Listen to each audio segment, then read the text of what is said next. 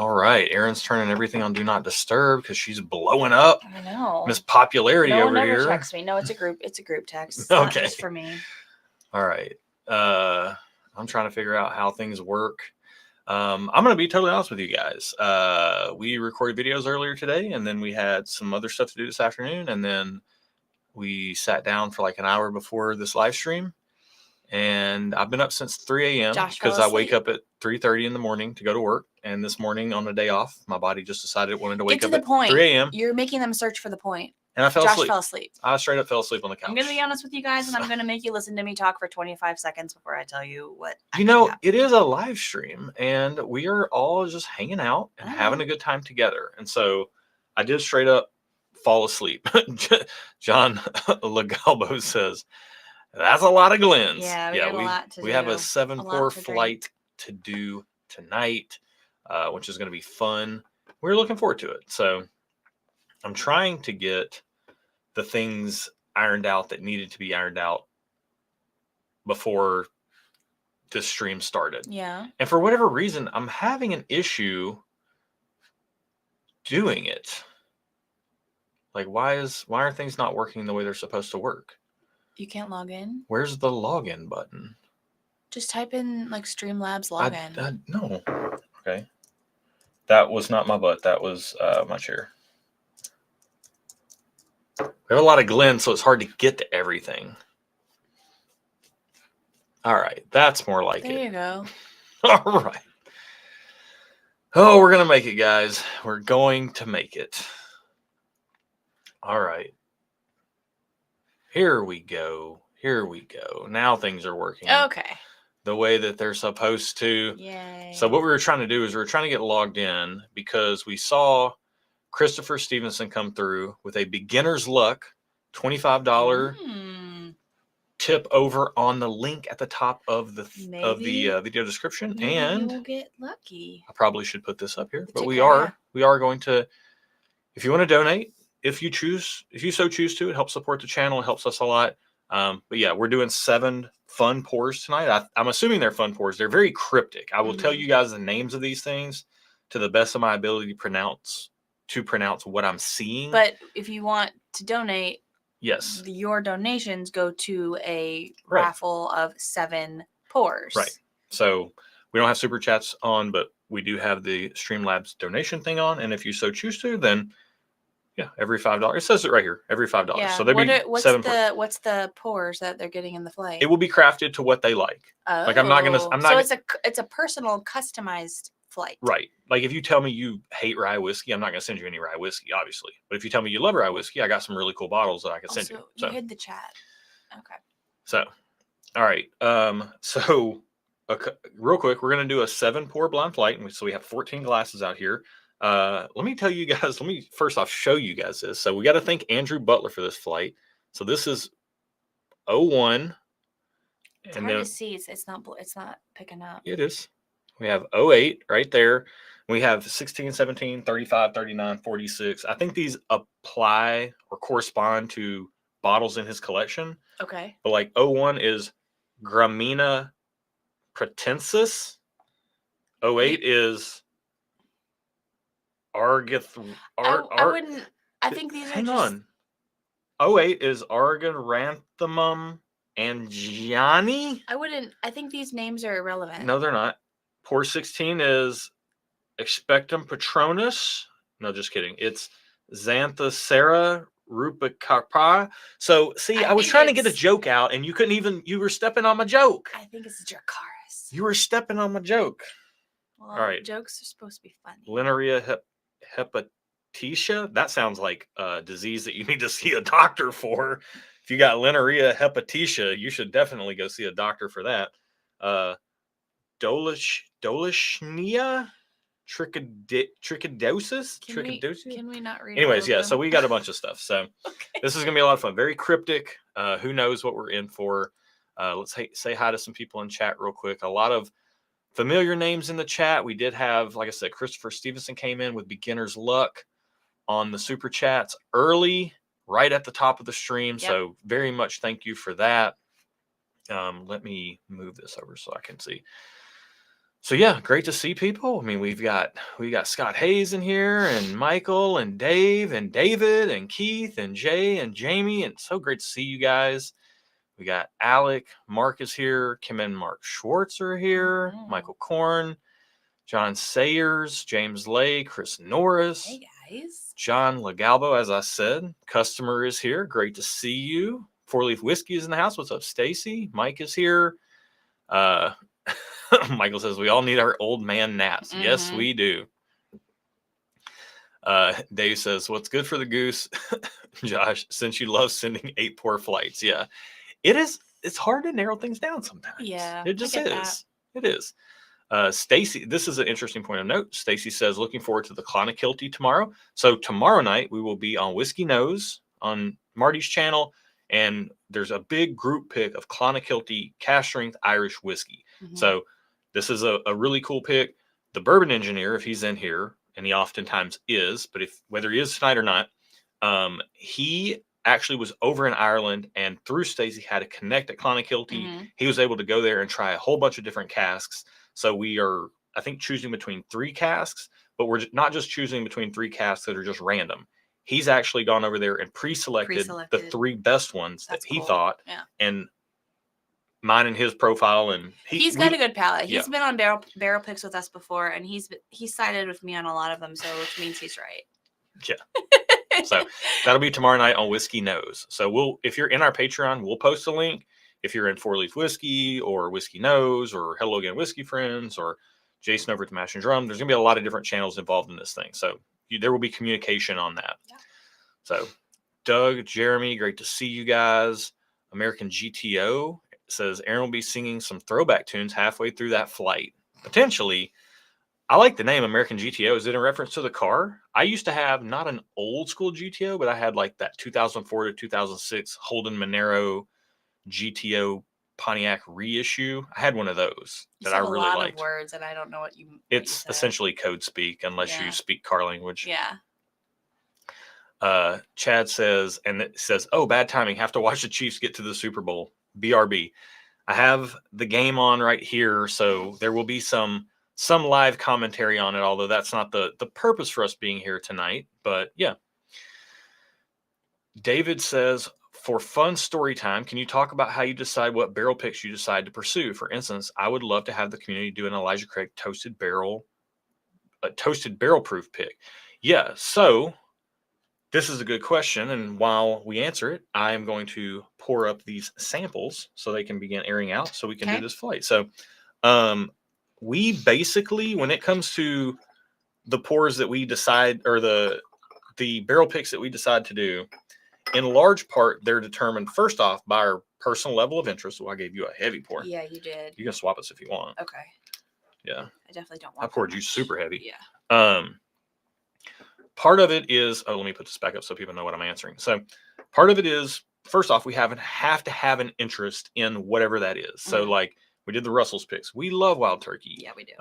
We're doing this Clonakilty pick tomorrow night. We love cask strength Irish whiskey, especially good cask strength Irish whiskey. We did like the New Hollands that are going to be coming out soon. The beer barrel bourbon finish, or the beer barrel finished bourbon, and the walleye 7-year rye, walleye run cask strength rye. Those are picks that like we know those products are good. Oh boy, this is light looking. Oh boy. So part of it is that. Part of it is a personal level of interest in the product. Some of it is beyond that. Can we even, once that's checked off, can we get it? Yeah. So getting an Elijah Craig toasted barrel pick would be cool, but can we get that pour? It's almost like trying to find an allocated bottle. Some barrel picks are harder to get and harder to find than others. Correct. And different distilleries have different rules and regulations about who and why they let people do picks. Right. Like how and why. We would love to get a Four Roses pick. It's basically impossible. It has been incredibly difficult to get Jack Daniel's and Old Forester picks, which are 2 of our favorite distilleries. Now we have secured 2 Jack Daniel's picks, a barrel proof Tennessee whiskey and a barrel proof rye, as well as an Old Forester barrel strength pick. And those are happening in March. But that's like lucky. But we got really lucky. Yeah. And that's Josh putting in a lot of hard work too. So, so it's a little mixture of stuff we want, but also stuff can we get? Like, can we get it? Yep. It is a balancing act. Yeah. All right. I think we don't want to get too far behind in chat though. I'll try to get caught up here. Okay. So good question. Yeah. So it's finding that balance. And sometimes honestly, some distilleries will reach out to us and we have to decide like on the spot, yes or no. Yeah. So there's a little bit of that as well. Jeremy says, Josh wearing Aaron's glasses.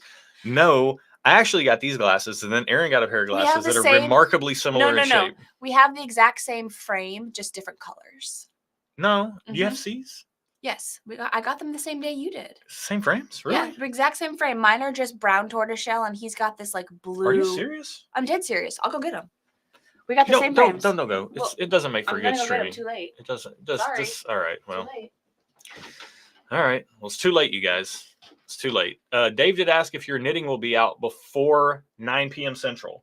She's not been in a knitting mood lately. I don't know. You know, she goes through she ebbs and flows, her knitting. So it just depends. I did knit this sweater I'm wearing. Oh, yeah. There you go. Talk about that. I don't have any knitting with me except for I made this sweater. So there you go. There's that. But yeah, we have the exact same frames, just mine are brown tortoiseshell and his are like this blue green tortoiseshell. Nope, fake news. Yours says C0583 core collection and mine are 0513 core collection. Different. Okay, very similar. Look, no, yours have on the front. Yours have They're dots. very similar. They're part of SEE.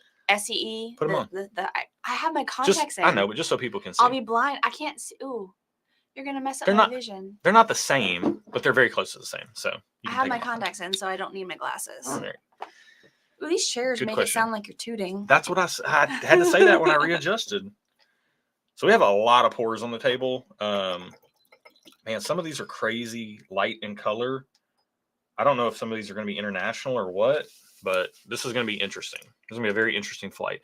Our only agenda tonight is to just hang out with you guys, talk, chill, shoot the breeze, do this flight, maybe, watch one of these teams lose here kind of on the side. But yeah. Are we caught up in chat? We'll see how it goes. No, definitely not. Okay, well, why don't you do that? Let me try. Hey, Fritz is here. Good to see you, man. He says, been looking forward to this all week. First timer. I feel like a kid. Well, welcome. Thank you for being a part. We really appreciate you being here. We appreciate all you guys being here. You guys make our nights on these live streams. We always really enjoy them. Even if I did fall asleep before this started, that is not an indictment on my level of excitement for this live stream. I just wake up really early and I'm an old man and I fall asleep when I get still. It happens. Yeah. Anytime Josh allows himself to be still, he will at least rest his eyes at a bare minimum. Sometimes fall asleep. Stacy says, let me know if you guys would like to try an Irish whiskey flight. I've got lots of bottles not available outside Ireland. Absolutely. Nice. Always happy to try an Irish whiskey flight. I mean, March is coming up. We could do it. I have a question. Is it possible for you to minimize that left screen to make us bigger? I can't. Because I can't read the words. They're tiny. I can't do anything about that. When you show a comment. What happens if I click that? No, that doesn't do it. What about the 3 dots up there by our name? No. That doesn't work. Okay. It's just hard for me to see what people are saying when you show the chat. You gotta look over here. But I can't read it all if it's long. So Stacy says Andrew Butler names his samples the best. Yeah. They are quite cryptic and very good. Very goodly named. I'll say it that way. Very goodly named. Is that better? That's better. All right. It's like always, we stream every month and we've been doing this channel for almost 4 years now. And it's like we're still just trying to figure it out every time. We're farther away from the computer or something, but it's hard. That's not a true statement. Well, it's hard for me to see because the words are tiny. Okay. And you got your contacts in. Darren, thank you so much. Darren with $5 with 1 entry says cheers and go Chiefs. There you go. But it's hard to see when the words are tiny. Okay. Can you get Darren in? I got Darren. All right. Thank you, Darren. I need you to validate what I'm saying. Yes. Okay. The words are tiny. I mean, I just have my glasses so I can see. So Chip says, those are blood diseases. Yeah, some of them sound like it for sure. Hey, we got Mama P in the house. Great to see you. For those that don't know, Bev Porter, Matt Porter's Mama mother. P, tell Josh to be nice to me. Is our adopted mother. So she's actually Matt Porter's mom, but yeah. She's our mom too. Justin says, may go to bed early. I got slipped the dickle and it's tough to recover. Yeah. Justin was over here earlier. We were working on another project, and he brought some bottles and he slipped us the dickle. A Dickle. It wasn't a Dickle store pick. It was a store pick. Keep this PG, guys. It was a store pick that was Dickle, and I tasted it and immediately said, "Wow, this tastes exactly like George Dickle." Yeah. But like very orange, Flintstone vitamin heavy, in a candied kind of good way. So we got CLSU in the chat. We got Text with Pex. Great to see you, Mike. Adam is here. Great to see you. Garrett is here. Great to see you. Lionel. Let me try to catch up here. Kim F is here. Great to see you. Oh, cool. Kim says we got to meet Marty in Charleston last weekend. He was a lot of fun. So there was quite a few familiar faces down there. So that was great to see all that happening. Like we saw Eric David Gunderson, the man with 3 names, posted some photos down in Charleston at a Highwire distillery. So that was cool to see Marty down there. So I'm sure we saw you too, Kim, in the photos. Living vicariously. So we weren't there, so we didn't see. Catch this right here. Michael says, Streamlab and Venmo was acting weird. I sent 15 via Venmo alone. So okay, can you get Michael in for 3? Thank you so much. And we will, things act weird sometimes over there. The biggie is like making sure you enter your name with no spaces. For some reason, it does not like spaces in people's usernames. So it's a very strange phenomenon. Phenomenon. I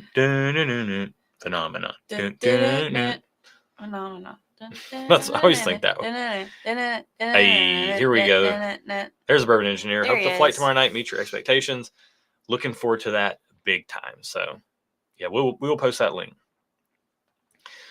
Mike Crow has a great question. Evening all. What's in the glass? Russell's Reserve single barrel here. Yeah, we just had several people started getting our last 2 Russell's barrel picks in. So those were a ton of fun. Nice. A ton of fun. Dun, dun, oh my gosh, stop. Sorry, a lot of things work with that. Usonian says, will this get as crunk as the New Year's live stream? No, it will not. Go ahead and just set that bar real low for you there. Oh my gosh. Real low for you there, my friend. We got Pat in the house. Good to see you. Jim Turch is here. Hey, look at me. I'm caught up. Rance is here. Great to see you. Caught up? Michaela Kuhn is here. Great to see you. And we're caught up. And Chip is in for 20. So you can go Bills. Got you in for 4 entries. Aaron is entering that right now. So the way this is going to work is we're just really hanging out with you guys. I did see somebody say Chiefs score, and I looked down, and sure enough, there was a Chiefs score. So that did happen. I don't have a dog in this fight as far as which team I would prefer to win. I mean, a Chiefs-Eagles rematch from a couple years ago would be cool to see in the Super Bowl, but also it would be cool to see the Bills get there. I remember the Bills. I was trying to make it that same tune, the Bills, dun, dun, dun, dun, no. But it's also the Bears. But I know what you were doing. But yeah, so anyways, let's start drinking, huh? Yes, we shall. We've been talking way too much. We're just saying hi to everybody. Yeah, you greet your friends. But we can talk while we drink. Greet your friends. Let's see if this is working. I have to clean the tip of this fountain pen. I forget. Maybe you shouldn't use it anymore. That's a fake statement. Oh my goodness. I need a moderator to remove the bourbon engineer. Do not start with that. I don't need that kind of negativity in my life. Oh my gosh.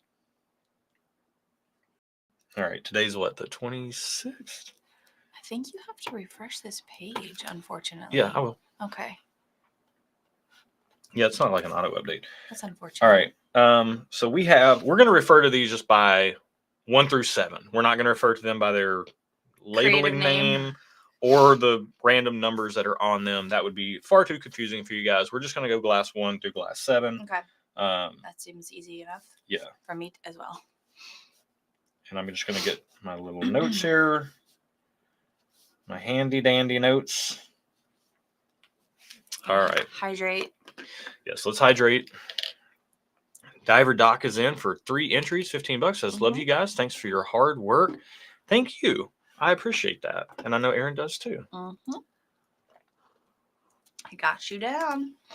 And again, we will do, as far as the donation raffle and all that stuff, whoever wins that, I will craft the flight to your, like, you're going to get a couple questions from me. Like, what's your everyday go-to? What's the best thing you've ever had?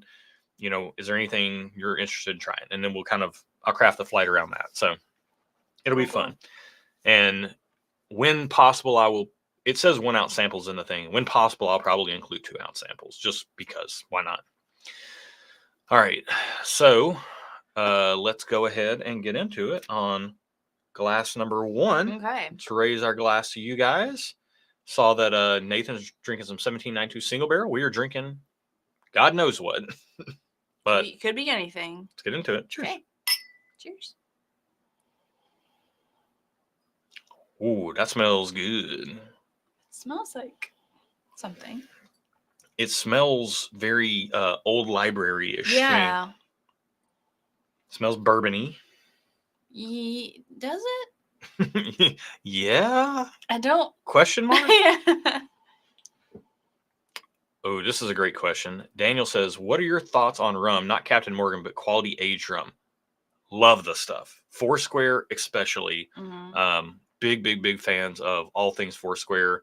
The yearly vintages, a lot of the other stuff that they've done. I mean, Nobiliary and Touchstone are 2 bottles that we have here in the house that we love. But I've loved every yearly vintage I've ever gotten to try, as well as a bunch of the other releases. Yeah, I like rum well aged, or like sipping rums and things like that, but I don't like rum cocktails. I feel like they're too sweet. Well, a lot of that rum is like the Captain Morgan. Yeah, that's fair. Or whatever, and it's weird.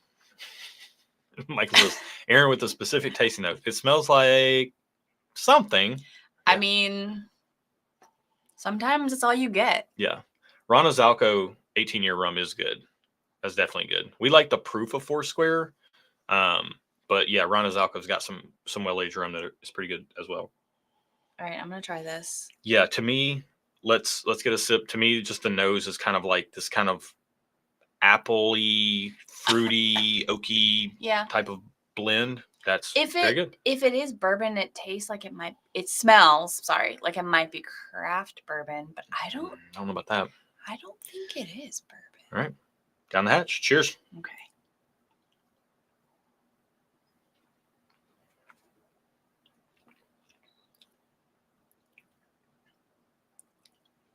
That's really light. I don't know what this is. It's light. It almost has like a cherry popsicle, cherry candy. A Chicky Cherry Cola? Chicky Cherry Cola. There's no cola vibes, but I'm getting like... No, it's not that dark. Like a cherry airhead. Yeah. But it's light. Yeah. On the palate, there's a decent finish though.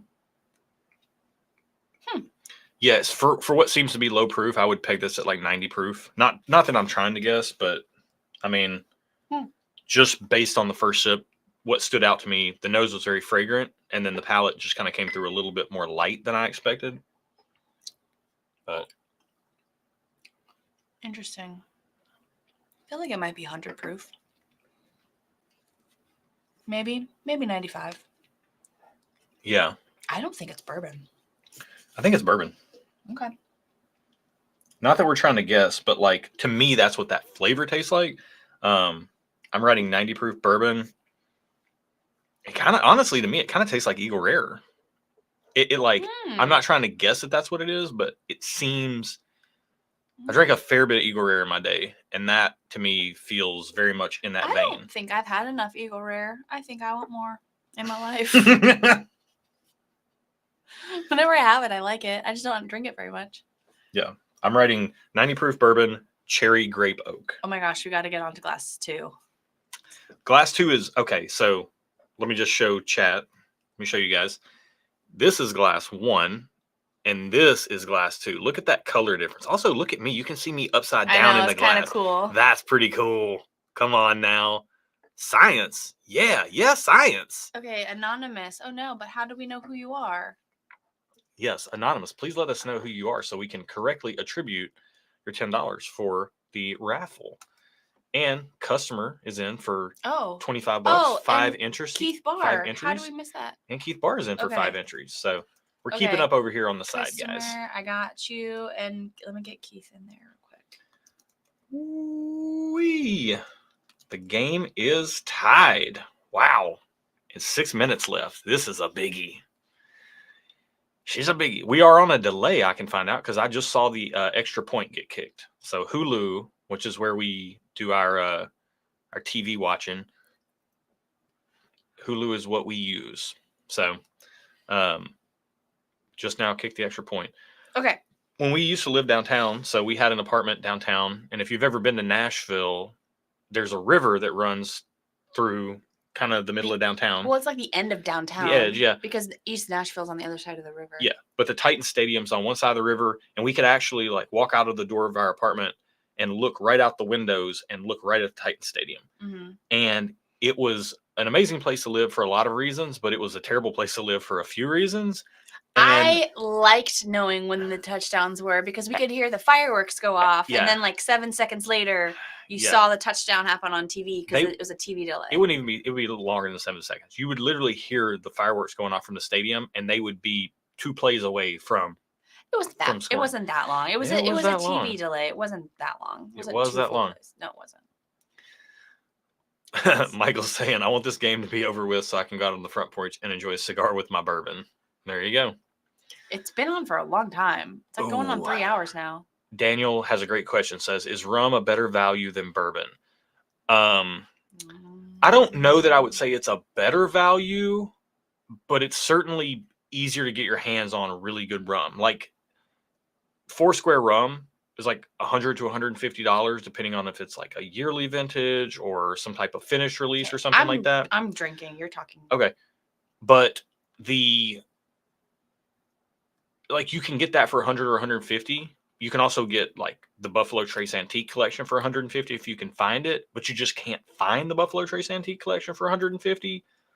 But Foursquare is like the Buffalo Trace Antique Collection for rum, and you actually can find it. So, value-wise, it's probably about a wash with really good bourbon, but it's just far easier to find. Okay, so glass 2 smells really, really sweet. Yeah. It does not taste as sweet on the palate, and I'm kind of... What do you think this is? Is this Scotch? Or Irish? I don't know. My first thought on the nose was Irish, but then the more I smell it, the more I think it's Scotch. But then when I taste it, I think it might be Irish. I don't know. I don't want to try to guess what it is because I'm not really good at that stuff. Yeah, it's got a maltiness to the nose, like an Irish or a Scotch would have. It's not as sweet as it smells to me. There's like a funky, not mildew because that leaves a bad connotation, but there's like a non-sweet component that's not oak. It's not drying like a oak would be from a bourbon. I don't know how to put it. I don't know how to describe it. Do you think it's the way that the malt's coming across? Maybe. It's kind of like maybe it's a single malt of some kind. I think it's a single malt of some kind. Probably Scotch. It feels very like 43% Speyside-ish to me, or maybe Highlands. Okay. I can see that. That's interesting though, because it smells so fruity and sweet, and it doesn't taste as fruity and sweet. And I kind of wanted it to taste as fruity and sweet as it smelled. The interesting thing is that you get a little bit more of the barrel influence and the malt influence up front, and then all the fruity sweetness that you get on the nose is there on the palate, but it's way in the background. Way in the back, and it's like pushed down. And I don't even know what, like, typically when I get a single malt or something, like the fruitiness that comes through is a little bit more in like that. It can be like more of like an apricot-y thing or a peachy thing or something like that. And this feels a little bit more vague. Mm-hmm. I agree. Like is that like a cantaloupe-iness? Like a melon? Yeah. Like a cantaloupe honeydew type of thing. Like, I can see honeydew. Because those are not like a really, like, peaches are bursting with flavor. Mm-hmm. Cantaloupes and honeydews are a little bit more reserved. Honeydews can be really, really flavorful. It's like picking a watermelon. I feel like 9 times out of 10, you're going to pick one that's not ripe enough. But that one time you pick one that's like perfectly ripe, it's so good. Same thing with strawberries. I feel like strawberries, not usually, like I don't ever eat them when they're perfectly ripe. And that's unfortunate because when you get one that's perfectly ripe, so good. Keith is saying it's 10 degrees there in Colorado right now. My friend, that is not enough degrees. I need way more degrees. That is too few degrees. Too few degrees for me. By the way, Keith, you sent in a couple of samples, and one of them popped up. I went ahead and put a matchup in of the Smoke Eye Hill barrel proof versus the Boulder Spirits Cash Strength. Oh, we just and filmed that popped today. up today. So it won't be out this coming week, but the week after. Very interesting head to head. Daniel says 12-year-old Dorleys is less than $30. Yeah, I need to get a bottle of that, honestly, because it's a lower proof and lower. Well, it's 12 years, so it's got some age to it, but it's lower proof, and you get quite a good value on it compared to something like a 4 square, which is going to cost you $90 to $150. Gotcha. So, all right, so glass number 1 is the cherry grape oak bourbony flavors. Glass 2 is, I'm writing the cantaloupe honeydew single malt. 86 proof on that one. Let's get into glass number 3. What are you guys sipping on tonight? Let us know in the chat. Whoa. I think we're back to bourbon. This smells bourbony, yeah. It smells like it might be craft too. I got craft from the first, more craft from the first one, glass 1, than I do this one. There's like a corn sweetness to this that is really showing up to me. Daniel's drinking some Wild Turkey 101. Always a great call. We love us some turkey. Gobble, gobble. Gobble till you wobble, am I right? Wobble with me, wobble with me, wobble with me, wobble. All right. Oh, man. This smells like classic bourbon almost. Big caramel. Yeah. Big corn sweetness. Vanilla. Some vanilla and oak in there in the background. Like playing second fiddle, you know? They're not the lead guitar. They're the rhythm guitar. Nobody puts baby in a corner. It's not playing second fiddle to nobody. All right. Jason's got some Eagle Rare in the Glen like we had in glass 1. You think glass 1's Eagle Rare? It tastes like it, but I'm not. I don't know. We'll see. Okay. All right. Glass number 3. Down the hatch.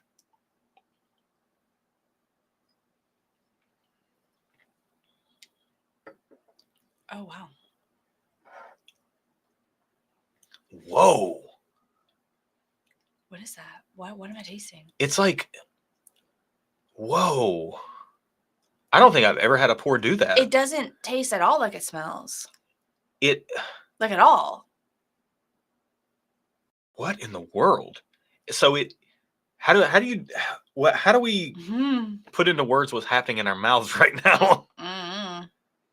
It's like sparkly caramel oak water, but kind of slightly sour. It's got a little bit of that on the finish. There's a little sour funk there. That could be almost anything. Yeah.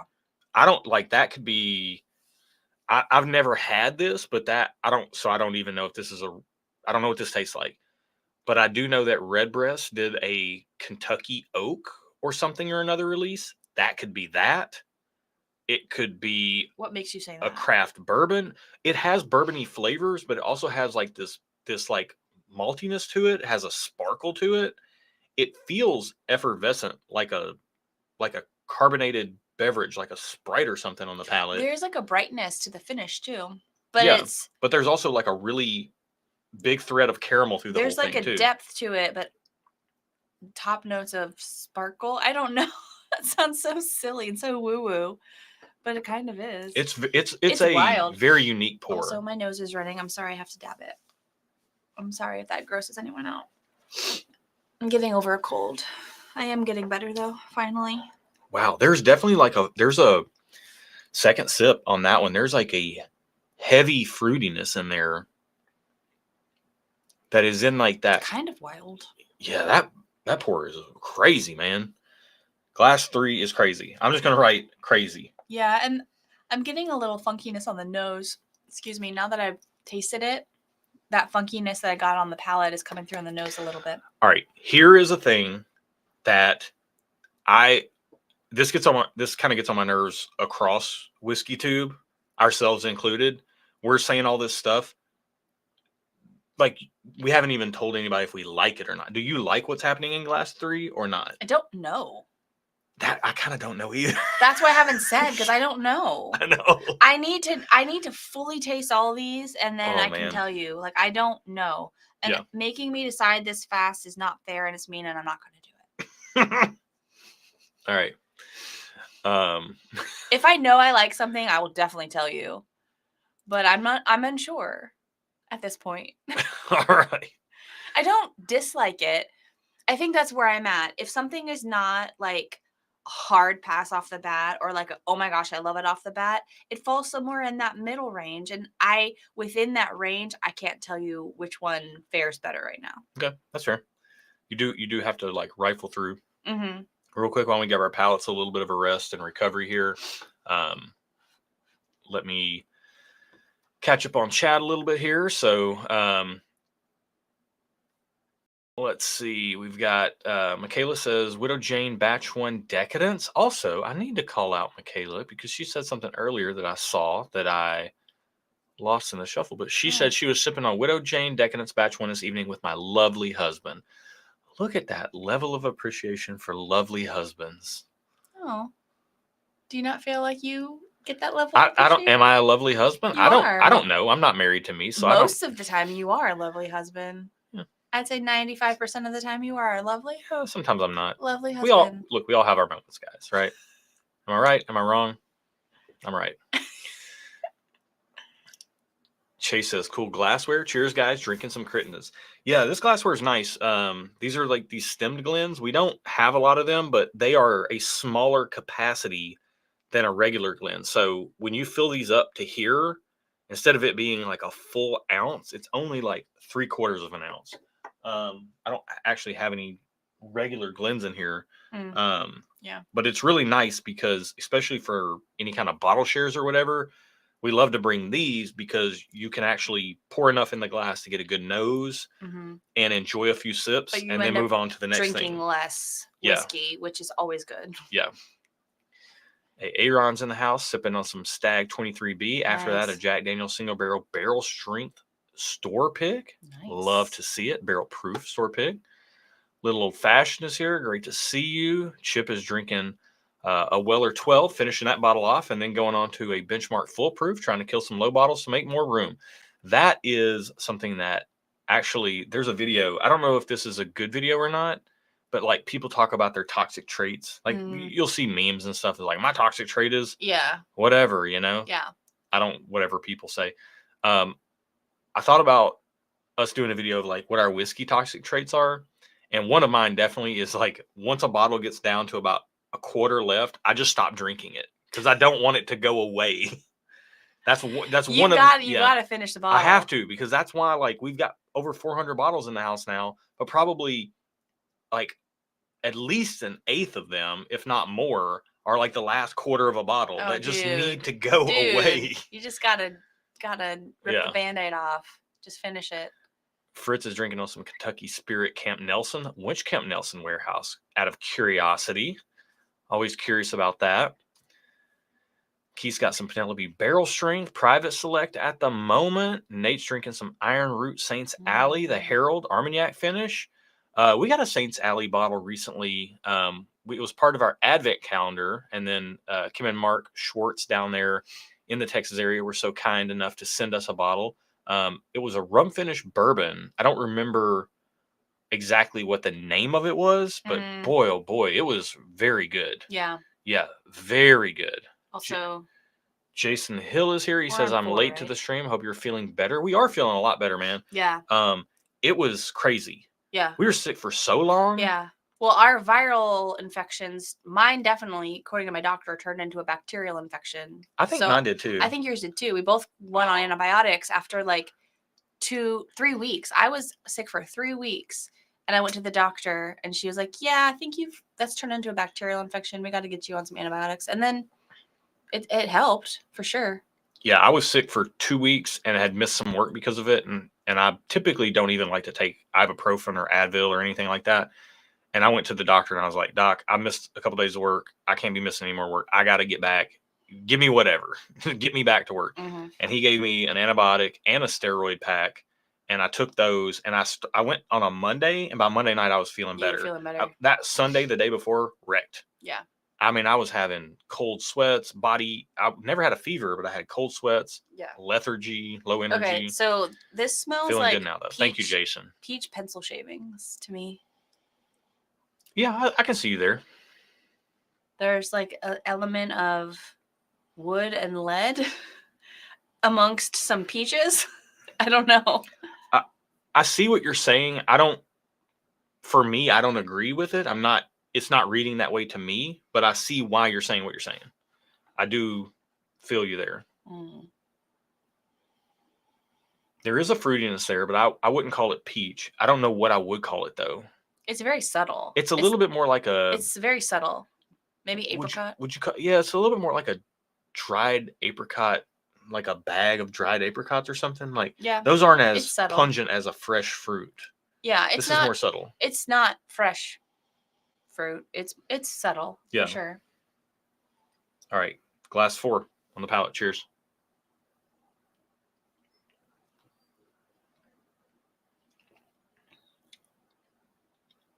Whoa. I have no clue what kind of whiskey this is either. Tastes good, though. I kind of like it. I think this might be I feel like you might not be wrong on the peach, though. On the palate, it definitely comes through like that. Mm-hmm. It tastes like peach juice. It tastes like ginger ale with peach juice in it. You know what this reminds me of on the palate? Those fruit cups that are it's like fruit, little peaches and pears and grapes in the syrup. Yeah. And then after you finish, you drink the syrup. This kind of, because it's watery. It's not syrupy. It's like kind of like watery. Yeah. This kind of reminds me of that, but like with alcohol in it. Why am I blanking? What are those things called? Fruit cups. Just a mixed fruit cup? Yeah. That's what it tastes like. But no cherries in this one. Normally there's like red maraschino cherries in some of them. No cherries in this one. Yeah, definitely not. It's just like the peaches and the pears and the grapes that are like super soggy because they've been soaking in fruit juice. I don't like those grapes. There's a mushy in there. In those fruit cups. You think there's high fructose corn syrup in those? I believe it. You said, do you know or do I think? Do I think? Probably. Yeah. I mean, I guess we could probably just check an ingredients Probably. list. I wouldn't be shocked if there was. They taste like it. All right. Michael's working his way through some leftover blind samples. Ernest says Smoke Eye Hill versus Boulder Cask Strength sounds like an awesome matchup. Thanks for giving me a reason to open both. It was a really awesome matchup, especially when you're double blind and you don't know you're drinking either one. Mm-hmm. That was cool. That was our first time actually ever having Smoke Eye Hill barrel proof as well. That was pretty interesting. Well, I hadn't had Boulder, had I? We've had Boulder Cask Strength the first batch ever. Oh. Barry Hawk gave us a sample of that. And then Keith out there in Colorado sent us another sample. I think that was batch 2. And Keith can confirm that as to which batch specifically that it was. Mm-hmm. But the Boulder Cask Strength has a high malt content. When you're double blind, you don't know what you're tasting. And Smoke Eye Hill was first and definitely tasted very bourbony. Then don't give too much away. I'm not. I'm just saying that we didn't pick up on the heavy malt in the no, we didn't. In the Boulder Cask Strength. No, we didn't. Erin did a thing where she hits me under the table, and that makes me confused when she does that. It makes my brain short circuit because I'm like, why is she? What? Because she's trying to tell me something covertly, but she was telling me not to give the plot away. Yeah. Mini Swoover. We'll go with that. Hopefully that's not too bad of a butcher on the name. Anybody had Russell's 15, and would you pay $3.50 for it? One of my favorite whiskey channels, by the way. Thank you so much for the kind words. Yeah, thank you. We have a bottle of Russell's 15 in that cabinet over there. It's actually, if you could open that door, I would be pointing right at the Russell's 15. And that is our second bottle of Russell's 15 because we finished the first one and then we opened our second one. So to answer the question, you would pay $3.50 for it. We've had a fair bit of it. I am a massive fan of Russell's 15, and I would pay that for it. But to be fair, what have you said? If people tend to like Russell's 13, this is a good point. So you say it because I don't know exactly. We traditionally have not been big fans of Russell's 13. It's not that we don't like it. We just have never felt that it was living up to the hype of even $150 price tag. We really liked the very first release when it was $70. After that, they went up to 150 and they were hard to get and they were even more expensive. Did not love them for that, personally speaking. Tried Russell's 15, blew my socks off. Just knocked my socks clean off. Best Wild Turkey product I've personally ever tasted, and that includes vintage Wild Turkey products. I love Russell's 15. With that said, we are time and time again, we've seen a pattern of people who really like Russell's 13. They find Russell's 15 to not be all that impressive. And then people who have been kind of let down by Russell's 13, like us, tend to find Russell's 15 to be very impressive. Yeah.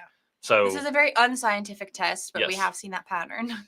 Yeah, it's what do they call it? This is anecdotal. Yeah. 100% anecdotal. Anecdotal evidence. Yeah. Yes. Okay. All right. Are we on to glass 5? Can I smell it? Yeah, I'm trying to catch up in chat That's and give fine. my palate a chance. I just want to smell while you're catching up.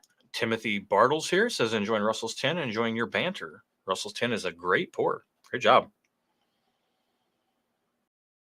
Whew. Mike Crow says, how many infinity bottles can one have as far as like the leftovers a little bit? Oh. Yeah, I've actually have started blending with some of the bottles that we have in house. We'll see how that goes. All right, pour 5. It smells good. What does it smell like to you? I don't know, but it smells good. Type of whiskey.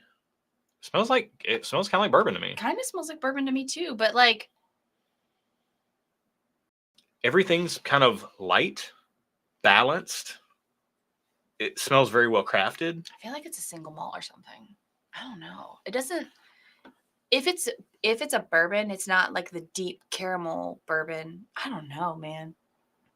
It smells good though. It's sweet. It smells sweet, balanced, light, not heavy, not dark, caramelly. Like I'm not expecting any of these to be dark because they're all light in color.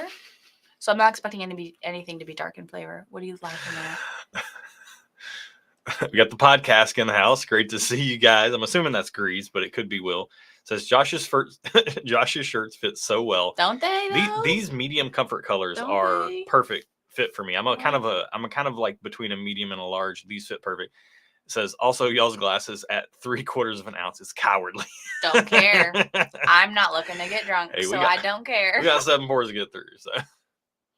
Also, I want to wake up tomorrow feeling regular, and I'm 43, so I can't drink as much as I used to. We did have our Z-Biotics today, though. Matter of fact, we finished out a box, and we got a new box here. So yes, we've already had our Z-Biotics for today. I actually was thinking we need to take our Z-Biotics before the stream, but we'd already had it before filming. zbiotics.com/stuff. Get you 15% off.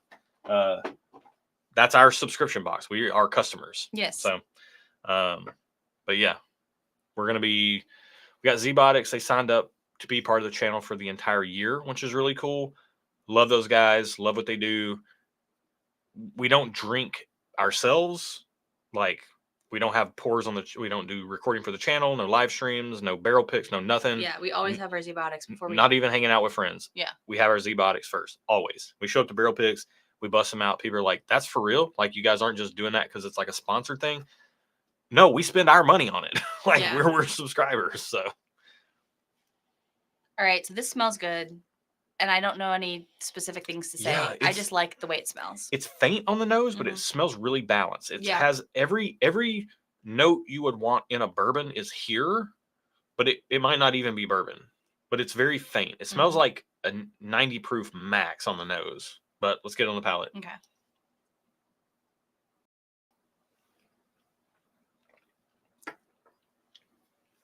Ooh, this tastes earthy. Really? Yeah. I'm getting earthiness. I'm getting oakiness, but I'm also getting a boatload of sweetness too. Like this thing is bursting with fruity flavors. It's almost like got a mango-y thing going on. Yeah. It's like mango roll around in dirt. And I'm here for it. It's like mango and oak and barrel char. That's okay. Typically we do both lean towards fuller flavors, more proof. That has a lot of flavor. It's definitely low proof. But boy, it is, that fruit is ripe. Mm-hmm. She ripe. Glass 5, she ripe. That's what I'm writing down. It's a dirty mango. That's what that is. I like it. I'm here for it. More of that, please. That's really nice. Please, sir, can I have some more? I'll move that one up myself. I know, I Matter like of that fact, one. That one's that might be my favorite of the flight so far, to be honest with you guys. tasty. All right, let's catch up here. We got David saying he's drinking a Peerless Single Barrel Rye Distillery Pick, notes of chocolate, crunch berries, and sage. That sounds awesome. Chocolate crunch berries and sage. I'm with it. That sounds like a great band name. Michaela says, could you see that band playing on Lightning 100? Oh, yeah. Go ahead. Michaela says, we plan on going to Gatlinburg in May. Have y'all been to Gatlinburg Brewing Company? We've not been to Gatlinburg Brewing Company. It's been a long time since we've been in Gatlinburg, since I've been in Gatlinburg. I've not. Well, I was in Gatlinburg when I was 15 on family vacation. Then I blocked out because it was so bad. That's a long No. ways back. Was it Gatlinburg? I don't remember now. I think maybe it was Chat. Is Gatlinburg close to Chattanooga? No. Gatlinburg is out north, Pigeon Forge, where Dollywood is. Okay, I've been to Dollywood once. Well, I want to go back to Dollywood. I was a teenager. Dollywood is legit. I was a teenager when I went to Dollywood. Yeah. But that was the last time I was there. So it's been multiple decades. I'm the podcast promise his shirts do fit great. Yeah. They do. I actually complimented his shirt today, the way he was wearing his shirt today. Right, you did. So Grease and I are tracking. Also, I should say my shirts are probably fitting a little bit better. Let me show you. Yeah. You don't have the juicy sweatpants. I do not. Oh, because you've been doing kettlebells. I've been working with these. Yeah. Good. Look at that. Look at that bell right there. Oh my gosh. Yeah. Okay. Yeah. I've been working with these. Yeah. Getting my strength and mobility up. So I was sick through the start of the year. For those that don't know, I used to ride bicycles a lot. I used to even do like amateur bike racing, and I had gotten down to like 100. I float between like 152 and 155 pounds. You did. I did. That is not current. That definitely is not current. I was doing all cardio. I've always liked cardio type and you were activities. Like super into bike racing, like competitively. Oh, yeah. You're on a team and all that. Yeah, I looked like a minotaur, whatever is like the horse with the big old legs, but then it's just like the regular human body. Oh, I don't know which one's which. I was all legs. I get them confused. Yeah. But I looked like it was not great. And then I started getting close to 40, and I was like, well, I really should start lifting some weights to try to build some muscle mass before my testosterone decides it's going to piece out of this place. And so then I started lifting some weights, trying to build some muscle and gain some weight. And I did that, and I stopped riding my bike so much. And then I just haven't really been doing anything religiously or regularly in the last couple of years, I'd say. But I've been trying like different things. Yeah. I'm actually. Well, you did a lot of weightlifting, and then you kept hurting yourself. I did keep hurting myself. And I think that was a problem. You kept injuring yourself, and then having to take weeks off to heal from your injuries. Yeah. So. No. It would be like work out for 3 weeks lifting weights, and then have to take 3 months off because I hurt my back or something like that. Yeah. So, anyways, what I like about the kettlebells is because you can get these really like short, intense workouts in. I'm getting cardio and strength at the same time.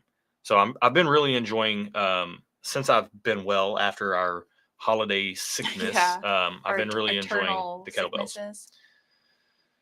David Vogel saying in the house, great to see you. He says 13th century barrel strength out of Colorado is pretty darn good. Yeah. So Dave, you didn't get to meet Dave because you were at the Shareport Partners event with 21090, and Dave was in the hotel room hanging out with us while I was streaming on 21090. I had to work at my job that laid me off a few weeks later.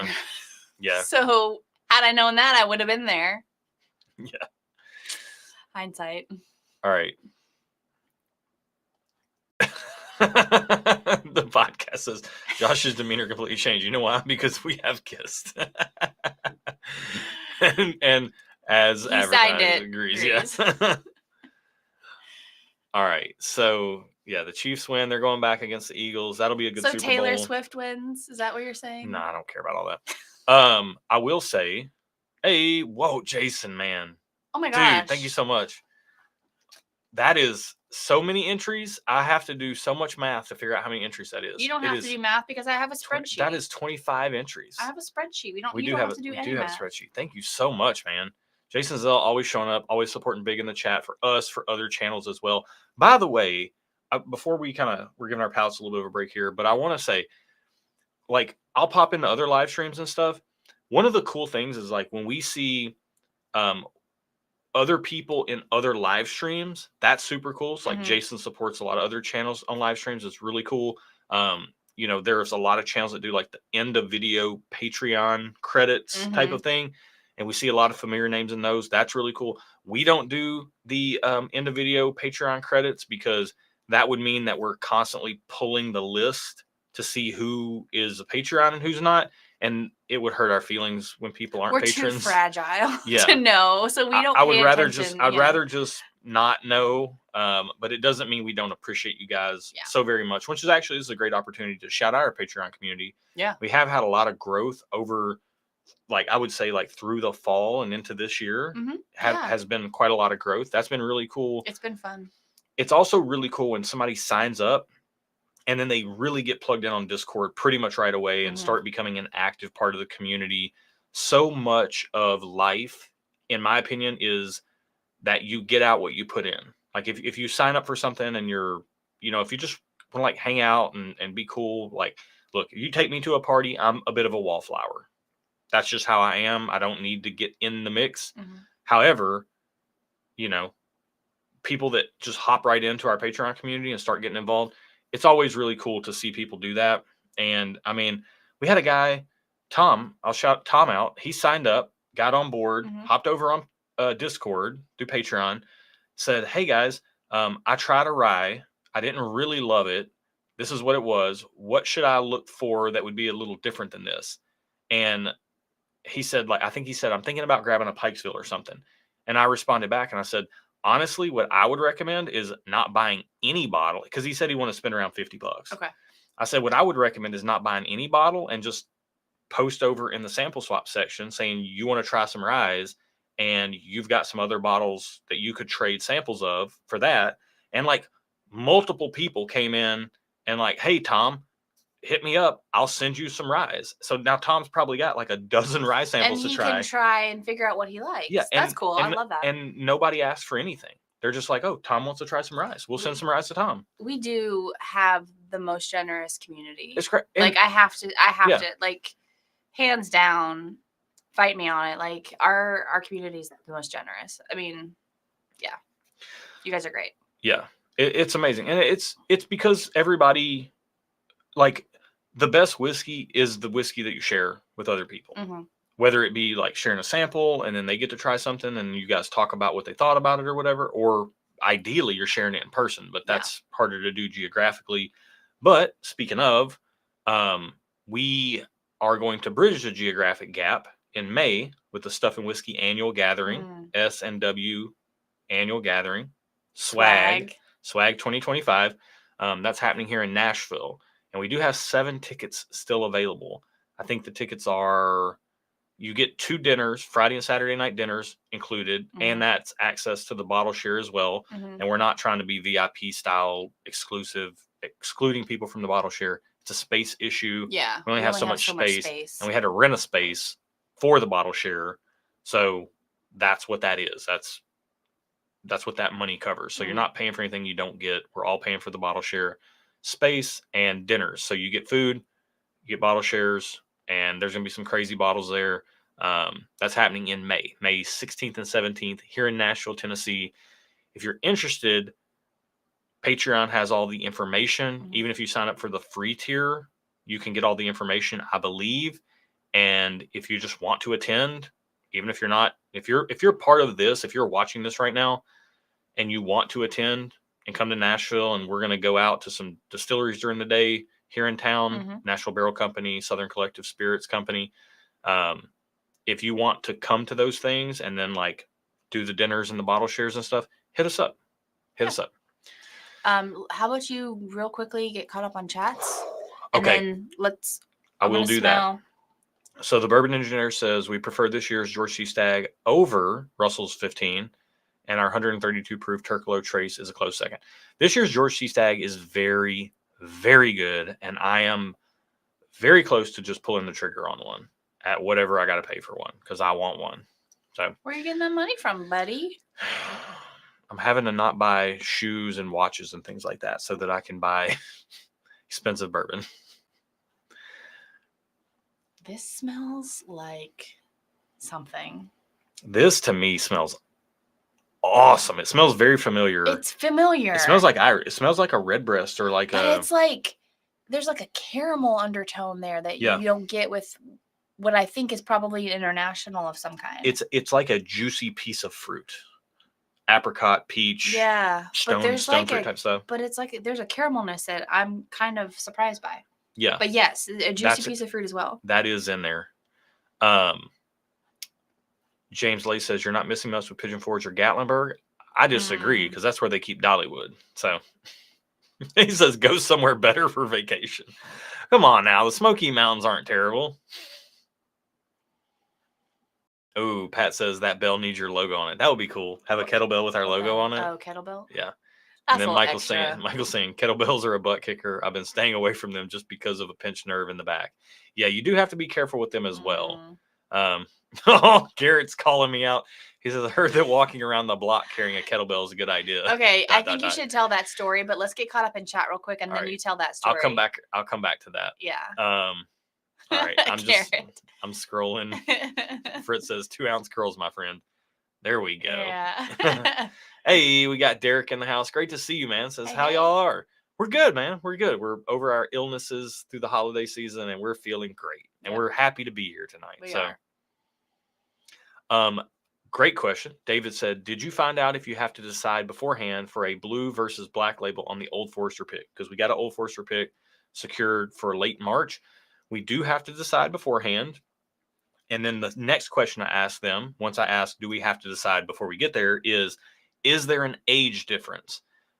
Because my perception of what I taste in the bottle sometimes is that blue labels can be younger, or at least the kind of the, not common sentiment. What am I saying? What am I trying to say? I don't know. The prevailing sentiment with whiskey enthusiasts is that the black labels are older. I asked, they said no. They said they're the same age. So within every blue, this was said on Discord, but within every blue label pick is a black label pick if you just add water.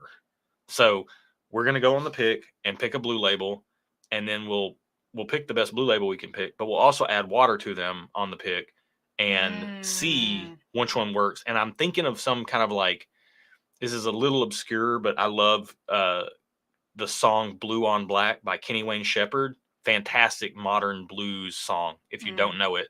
Kind of like a rocky blues type song.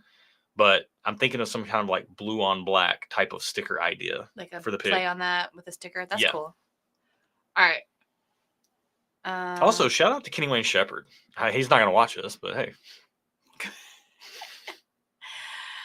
All right. Are we caught up on chat? No, we're not. We need to tell the kettlebell walk around the thing story before we get too far away. Mini Suver says it's hard to find LE bottles in Ohio, but if you need Weller 107, we got you. Can't wait to add a Russell's 15 to the bar, and thanks for the reply. Absolutely. Yeah, it's very difficult to find allocated bottles everywhere. So Jason says, love the channel, guys. Happy to support. We're happy to have you here, brother. Yep. Appreciate it. Oh, this is great info. Ooh, Adam has a question. I didn't know that. Drift Hotel is part of Marriott. You can use points. Oh. Dude, okay, that's amazing. All right, Adam says, Aaron, if you could pick a number between 1 and 206, that'll determine what I sip with y'all. 22. Why? Because it's the day of my birth. Oh, yeah. The 22nd. November the 22nd. There you go. Hopefully she picked something good. Hopefully. I hope it doesn't suck. I'm sorry if it does. Anthony says, live in Nashville. How do I get tickets? I can actually post that link. Is it on Patreon? It is on Patreon. So you need to be on Patreon, right? Yes. Like sign it. Just even if you sign up for the free tier, which they don't make it easy to find. If you go to patreon.com/stuffandwhiskey, and that's linked in the video description below, you can even click like the 3 dots over on the right-hand side, and it'll say something like sign up for free or something like that. You can get plugged in over there. And there should be a post that has that information as far as how to get the tickets. It has like a whole agenda. Like there's a whole thing you can read about it. There's a lot. Yeah. All right. This smells really good. Have we drank this yet? We haven't. The podcast says, "What's the weight on that bell, Josh? Looks sus." I think that's a 35 pounder. That's enough to kick my butt. I also have a 15 pounder that I use to warm up. So didn't you use that 15 pounder on a walk recently? No, I used a 35, which was a terrible idea. Oh, that's right. I should have used a 15. Okay, so tell that story. Oh, make it quick though. Yeah. So, I'm gonna drink while you talk. Well, let's take a sip of this. Okay. Cheers, y'all. I'm getting thirsty.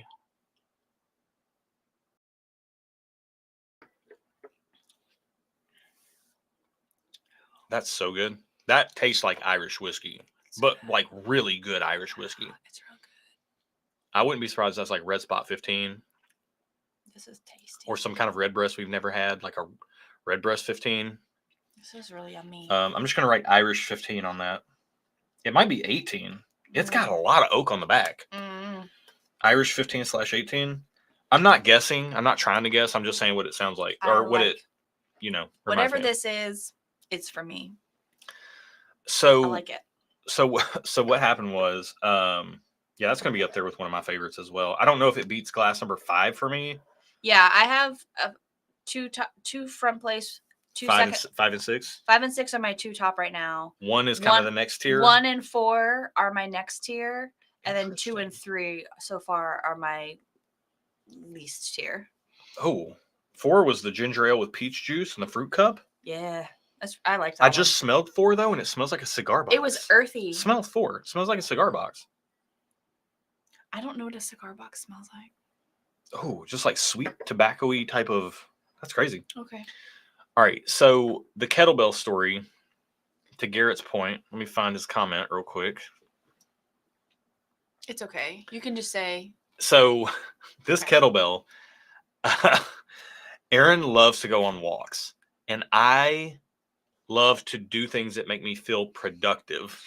And so I just want to bond with you and talk to you while we're walking. We don't always have to make it productive. Is that not productive enough? Bonding with your wife? It is. But also, if I can knock out some workout stuff while we're doing that, that's a win-win. Come on. So I grabbed the kettle. She's like, let's go for a walk. And this is probably like between. It was, hey, do you want to go for a walk with me? Because I never expect you to say yes because you always say no. 9 times out of 10, you say no. It's between, depending on the loop we take, it's either. Because you don't love me. But that's definitely not true. Depending on the loop we take, it's between half a mile and a mile. I know this because I run it sometimes. We can go different loops. Yeah. Yes, but depending, it's like between half a mile and a mile. Yeah. So I think to myself, let me grab the 35-pound kettlebell, right?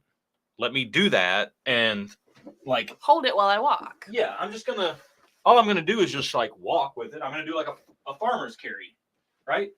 So I'm gonna grab this thing, and I'm just gonna walk. And when I get tired on this arm, I'll switch to this arm, and we'll just keep walking. Do, and then switch, and we'll do our thing. The problem that I did not expect was that I'm weak. And your grip strength. My grip strength was the limiting factor. And my hands sweating, slipping. My forearms were on fire. I was stop every 5 seconds. Oh my goodness, they were ablaze. We walked we walk in a neighborhood that's behind our house. So we walk to the end of our street, turn right on another street, turn right on another street, and then we're in this neighborhood. There's not a quick way back. It's like swimming. If you swim out too far, tough luck, buddy. You got to swim back. Because our street is like its own little street. And it's not connected to the neighborhood behind us except through this main street. So I grabbed this kettlebell. We get to walking. We walk down our street, down the side street, down into the neighborhood, and we start walking, and I get about the same distance. I'm probably, at this point, have probably gone, if I had to guess, maybe like 300 yards. Maybe 300 or 400 yards, and my arms were on fire, and I just kept having to set this thing down and take breaks and pick it up and walk. It got to the point where I was like, I'm gonna walk 5 mailboxes, and then we got to stop. So we did a lot of stopping and talking and hanging out, but I don't think you'll do that again. I will never do that again. That was a terrible. So does that mean you'll never go on a walk with me again? No, I'll go on a walk with you. I'll go on a walk with you. Oh, you heard it here. Will you go on a walk with me without getting a workout in and just go for the bonding and the chatting? Can I tell you what I'm going to do? I'm going to buy a ruck vest so that I can ruck while we walk. Okay. That's fine. Then I'm wearing the weight. Okay. And then we can walk. Can you get me one too? But that's like light. I mean, I'm going to use my money for like weak women. I'm strong mentally, but I'm weak physically. Oh, Dave is saying really like Kenny Wayne Shepherd, but Johnny Lang all day. Well, oh yeah. my gosh. Well, yeah. I love Johnny Lang. Well, yeah. I saw him in concert when I was in college. Oh my gosh. To say I had a crush on him was an understatement. Love Johnny Lang. Hey, Adam says number 22 is Bushmill's 12-year. Looks like an Irish night. Thanks for picking. And we just happened to pick that while we were on what seems to be an Irish pour. So yeah. All right, let's get into glass 7 and see what we're working with. Whoa. This smells like old library books. It smells like Jack Daniels to me. No. Yeah. No. It's got that kind of like vanilla cream, vanilla wafer type of thing to it. Okay. To each their Yeah. own. Vanilla cream, vanilla wafers type of almost banana puddingy, but not. It's skewing away from the banana slightly, but that's not in there too. Okay. Yeah, that smells like very fruit forward. Would you say sweet fruit forward on glass 7? Yeah, fruit forward, but there's also like an underlying old book smell. Let's get on the palate.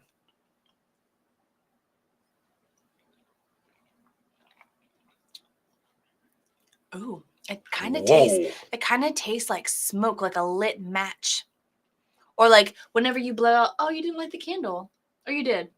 Whenever you blow out that candle, it's very faint. Oh, it's faint. We got to get different candles. Whenever you blow out that candle, the smell of like that, it's like in this glass. It's not campfire smoke. It's like candle smoke. Or candle smoke. I don't hate that note. I'm with it. Yeah. Derek is saying that he likes some Old Forester single barrels, and we are with those. Yeah. We picking one. Can't wait. Oh, Spike in for 5. Says cheers. Thank you so much. Oh, yeah. Let me get you down. Get that in there. Wow, man, this glass 7 is crazy. This has got to be like it almost feels like a peated Irish. And it's 25, not 5. 5 entries. If you could say that, $25. The dollar amount that helps me because I thought 5, and then I actually looked. Thankfully, sorry, that's 5 entries. Spike, I got you in for $25. And we will run this till. I mean, we try to do these streams between like an hour and a half and 2 hours. I'm having fun. Are you having fun? I'm having fun, but we don't want to stay up too late. Would like to go to bed sometime in a reasonable hour. Yes, we do want to do that. So we will for sure go no longer than 2 hours, but we will probably be off before that. We'll run this giveaway somewhere in the next like 15 to 30 minutes. Is that fair?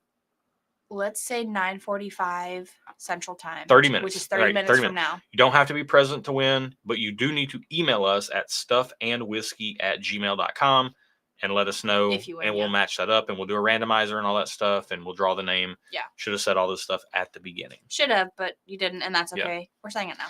Yeah. Let me say it now. Well, let's get another sip of this real quick. Okay. So.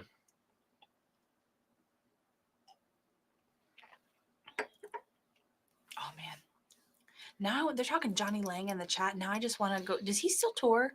Man. I haven't listened to him in a hot minute, but oh my gosh. He was pretty. I was in college. When was I in college? 2006? He was doing stuff when I was in college. So he's been around for a long time. I'm just going to call glass 7 smoky fruit. Yeah. That's what it is. I agree. So glass 1 is like the Eagle Rary type pour. Glass 2 is like the Cantaloupe Honeydew single malt. Glass 3 is the crazy, unique, hard to even put your finger on. Glass 4 is the ginger ale with peach juice, fruit cup. Glass 5 is the ripe mango oak pour. Glass 6 is like that 15 to 18-year Irish pour. Glass 7 is like a smoky, fruity, Irishy, Scotchy type of thing. So this flight is all over the place. It's crazy. Pat says next time do that on a treadmill. Smart. That way you can put it down. John says my wife won't walk with me. She complains that I walk too fast. Yeah, I make Josh slow down. I do have to slow down because I go on my walks for mental release and zenness. I do not go on walks for exercise. Yeah. I go on walks for mental exercise to like find my peace. I don't need a rucksack. I just need to piggyback you. Can you imagine just like Michael saying that just as a joke, but like it immediately makes me think of like if let's just say I'm going through a neighborhood or I'm in my home and I see a grown man going down my street with a grown woman on his back, I would laugh so hard. I would think, oh man, she probably twisted her ankle and he's helping her home. How sweet. That's fair. How sweet of him. That's fair. Paula said, why not just drop the weight, finish the walk, and come back and pick it up with the car? Yeah, somebody's taking that weight for show. Yeah. Somebody's stealing that weight. Oh, this is Garrett. This is a good point. He says Aaron will even have his undivided ear attention during the piggyback. She'll be right there at it. You have to listen to me now. Yeah. Oh no, Matt says Josh will have to hold the kettlebell for the remainder of the live stream for ruining the walk. Oh my goodness. That's good. I would cry. You guys would see me break down. Hey, and look at that. Just like that, we're caught up with Chad. Just like that. Hey. All right. So we need to rank this flight. Okay. I don't think it'll be particularly hard for me. I've got some front runners. I got some back of the packs. All good pours. All good pours. None I dislike. There were a couple that I was like, I don't know how I feel. Yeah. And I think those are the ones that are going to be the lower end of my flight. But even then, I'm like, they're not bad. I just don't automatically love them. So that means they automatically kind of get pushed back. Yeah. And I think it's always interesting. Maybe this is just me, but I'm always interested in how people handle flights and like why they make the decisions that they make. And for me, what I tend to do is I tend to go through a flight and rank them kind of just on memory of the other pours that I tasted. Aaron more is a rifle through it and quickly compare things and go on gut reactions. I tend to go through a flight with enough space between pours so that I don't get influenced by the last thing I drank, which I think is probably really important in this particular flight. But Aaron's going to soon rifle through them. Yeah, I have to go through them quickly because I will forget what I've had from pour to pour if I don't do them in quick succession. Yeah. So is it succession or succession? Well, that's... I think I've asked this question before because I remember saying that. It's a gray area there. Oh my god. Secession. I just had a deja vu moment there because I'm like, I think I've asked this before, and you got to be careful with every time I say that. Yeah. In quick succession. Yeah. One after the other. Yeah. I got to do that. Whereas what I like to do is rank them.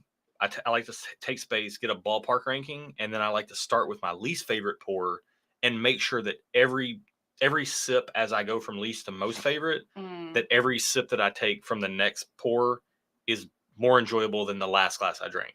Then I know my ranking is correct. Because if I enjoy the next glass more than the last glass, then that math checks out. If I drink the next glass and don't like that next glass as much as I like the last glass, I flip-flop them. Cool. Yeah. I'm going to drink. Can I do my drinking in succession? Yes, in succession, you can do that. Okay. We got 103 in chat. Thank you for being here. We know it's a NFL playoff night. We knew that was going to be a challenge, but we thank you guys for being here. We really appreciate you. Yeah. It means a lot. So we got some fun live streams coming up. We got some fun channel content coming up. We got a boatload of barrel picks coming up. We got Spike in for $25 more saying cheers. Do you have Spike? Okay. Why did it show up later? Oh, wait a minute. You're ahead of me. I got him.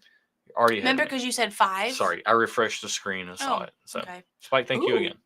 Glass 6 is proofy. I did not pick up on that, but I think it's proofy. Yeah. I know my last place pour, which I think is glass 3, smells amazing. It smells so good. Yeah. Yeah, it smells like creamy, like thick yogurt cream sweetness, but like dark. It's crazy. Oh man. There's something about the earthiness of 5 that is not for everyone. I think this is a very divisive pour, but for me, I love a good dirt taste in my whiskey. I know I'm the outlier there, but gosh. Here's what I'll say.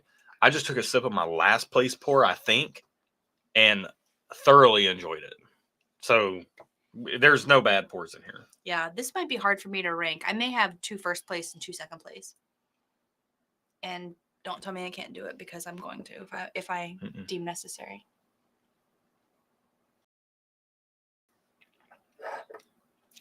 Switching them. Man, Wow. I thought my last place pour is way better than I thought. Oh. Doesn't it get like... The nose got really nice. Oh, it's got so good. Hey, there we go. Dave in for $5. Thank you so much, David. Oh, this Appreciate is you, brother. giving me... Glass 3 is giving me remnants of a wheated whiskey.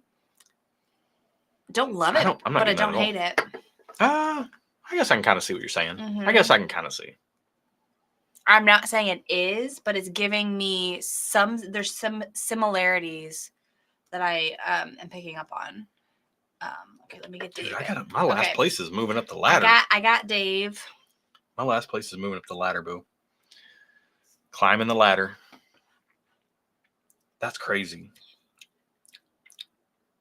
Oh, 2 kind of tastes like a dryer sheet. 2 it has that like cantaloupe honeydew thing. I don't hate the dryer sheet note. It's all bright. Like it's all fruity, sweet, but like it doesn't have the depth that 3 has. It doesn't have that dark richness that 3 has to me. You know, I've started using dryer sheets lately because my laundry's come out so staticky. I love dryer sheets. Aaron hates dryer sheets for some reason. Because they coat your clothing. They coat the fibers of the clothing. I don't care. That's how they reduce static. However, it's been so dry right now that my clothes have been coming out of the dryer super staticky. So I have resorted to using dryer sheets so they're not as staticky. But yeah, that's it. Not that anyone cares.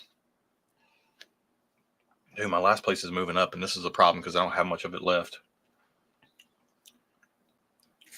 Oh, wait a minute. We got a contest on our hands.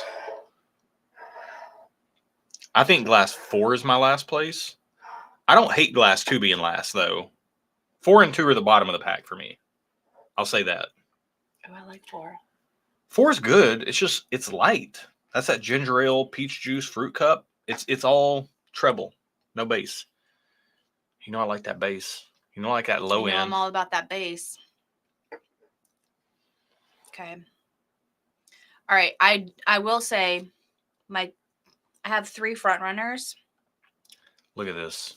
And it's going to be hard for me We're to sowing seeds of division in the chat. Pat's saying he hates softener and dryer sheets. So, and then look at this. Heather comes in and just says they're needed to cut down on static. They are needed to cut down on static, but what they are physically doing to your clothing is wearing it down over time because they are coating your clothing. That's how they reduce the static. They're putting a coating over the fibers of your clothing, which they do that well, and that reduces static. Okay. I don't want to do that with all my clothes all the time. Okay. I'm just saying. I hear you and I see you. When's the last time you were wearing something and it just disintegrated because of all the coating of dryer sheet buildup on your clothes? Or what's more likely, you just give it to Goodwill because you stopped wearing it? No. Also, like it can mess up your skin too. Like I don't like to do dryer sheets on any of my bedding because my pillowcases, it like can mess up with my your face skin. It could cause breakouts, rashes. All right. I'm just saying. Also, I don't. Fine, that's cool. But I have been using them this winter. I see you. For the cutting down on the static because they do work for that. I see you and I hear you. Okay. When's the last time a piece of clothing that was on your body that you wore No. you broke out in like a full body rash because of the dryer sheet that you used? Never happened. Okay. I'm just asking a question. That's all. I'm just asking questions. Also, Mike says aluminum balls for static. You're welcome. Aluminium. All right. Mike, can I have a sip of your 3? You don't seem to like it very much. I suppose. You have some. Just finish what you have. No, I like it a lot. And there's none in this sample Finish what you have before you take mine. It's moving up. It's a mover. Okay. It's a grower, not a shower. Wow. All right. I have a top 3. I just need to decide which order is my top 3. And I also have eyelash in my eye. What I'm saying is glass 3 to me didn't like just wow me right out of the gate, but boy, it's growing with time. It's really growing on me. It's like a fungus. Okay. How are we doing on time for? I think we're good. Okay. 9:27. 9:27 our time. All right. Wow. I'm really torn here. All right. I'm trying, like, sometimes I want to like keep things kind of similar to rankings wise, Okay, so we can. You can try. You can have my number 3 because I'm trying to figure out my top 3. All right. Here are my bottom 4. I'm gonna try to figure out my top 3. But even my bottom 4 is not bad. Oh yeah, these are all good. All low proof. It feels like to me. I think 5 is higher proof than. Think so? Than we originally thought. Yeah. I don't know. I tried. Wait. Hold on. Maybe it was 6 is higher proof than we thought. All right. As a refresher for anybody that's tuned in after the fact, this is a flight that was sent to us, and we've got these like crazy, like cryptic names on here. Like this is sample 01. Oh, I had focus. And then like a lot of these sound like medical conditions that you should see your primary care physician about. Linearia hepatica.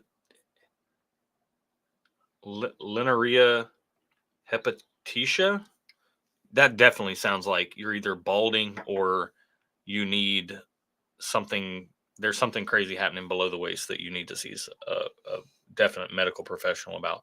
Some of these sound like blood diseases. Some of these sound like spells. Calpandria lombardia. That definitely sounds like a Harry Potter spell. Yeah. Definitely sounds like a Harry Potter spell. Oh my gosh, I can't think of the one. Wingardium Leviosa. It's not Wingardium Leviosa. It's Wingardium Leviosa. Yeah.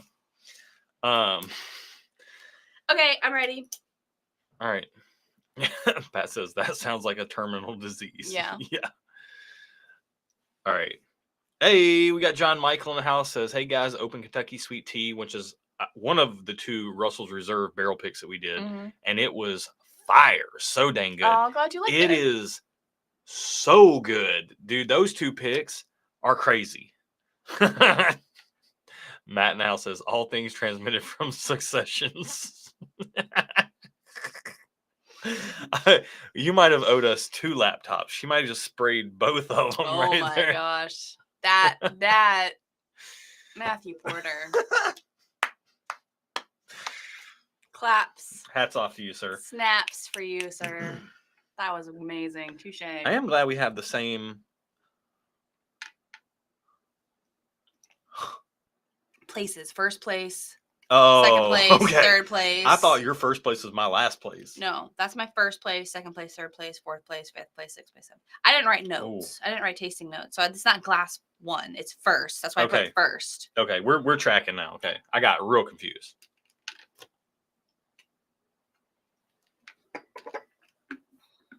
Water's so good though. Oh. Glass 5 is so good. Wow. Yeah, it's my second place. Wow, glass 5 is good. So good.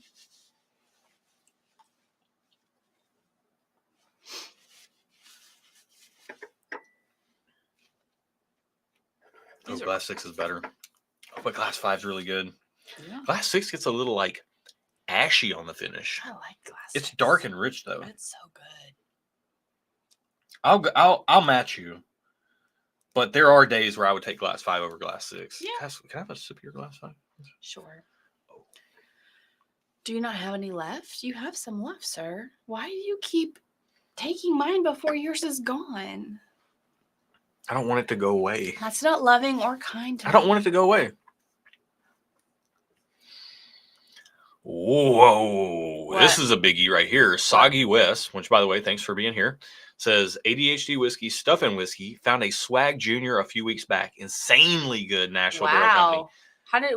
Where? Well, yeah. I'm assuming just like through channels, like through some avenues, which one could find some bottles. I love that bottle so very much. We have one that is mostly full but open, and then you have your backup because it was your first barrel pick It's ever. my first barrel pick ever, so that's one like we're never opening that one. Yeah, and then we have like a long-term channel backup. Yeah. Legendary pick. All credit to Matt for setting that up with NBC.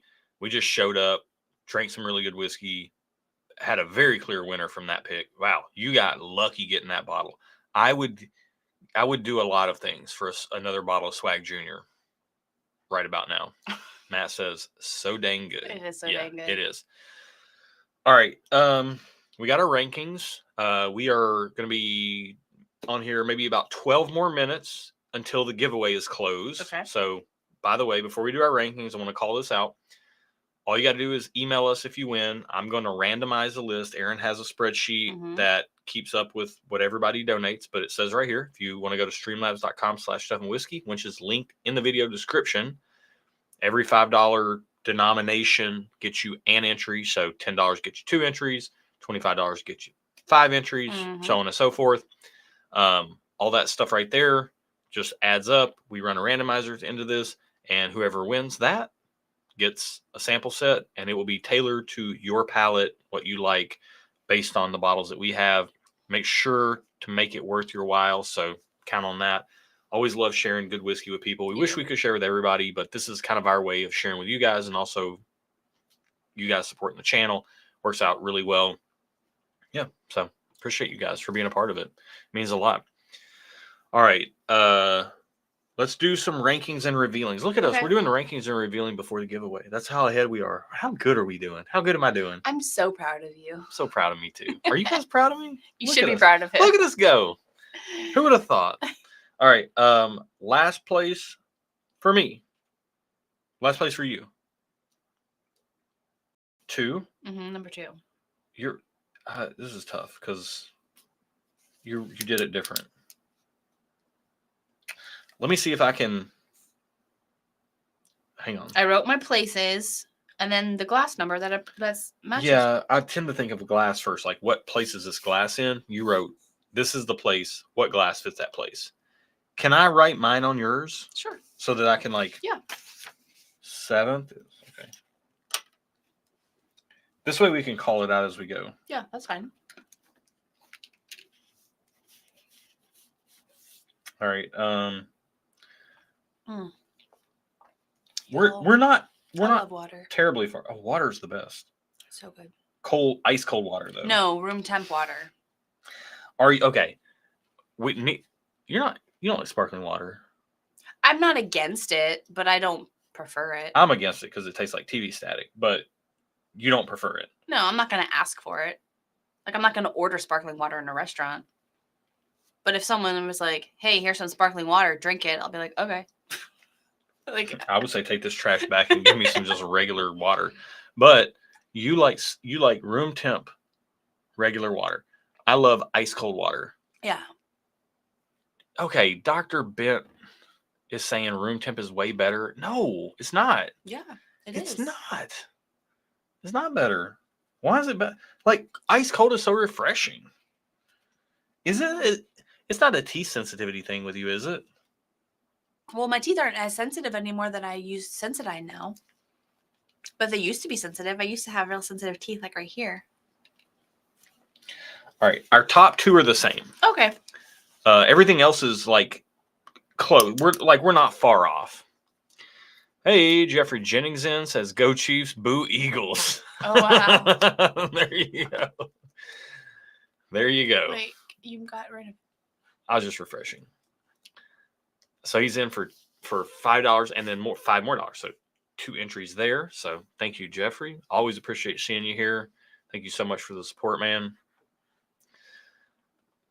Tom is saying, as a Gen X kid, got to give Aaron props for the BA retro brown striped sweater, and you too, Josh, for the simple logo tongue-in-cheek t-shirt. Bourbon and fashion. Who knew?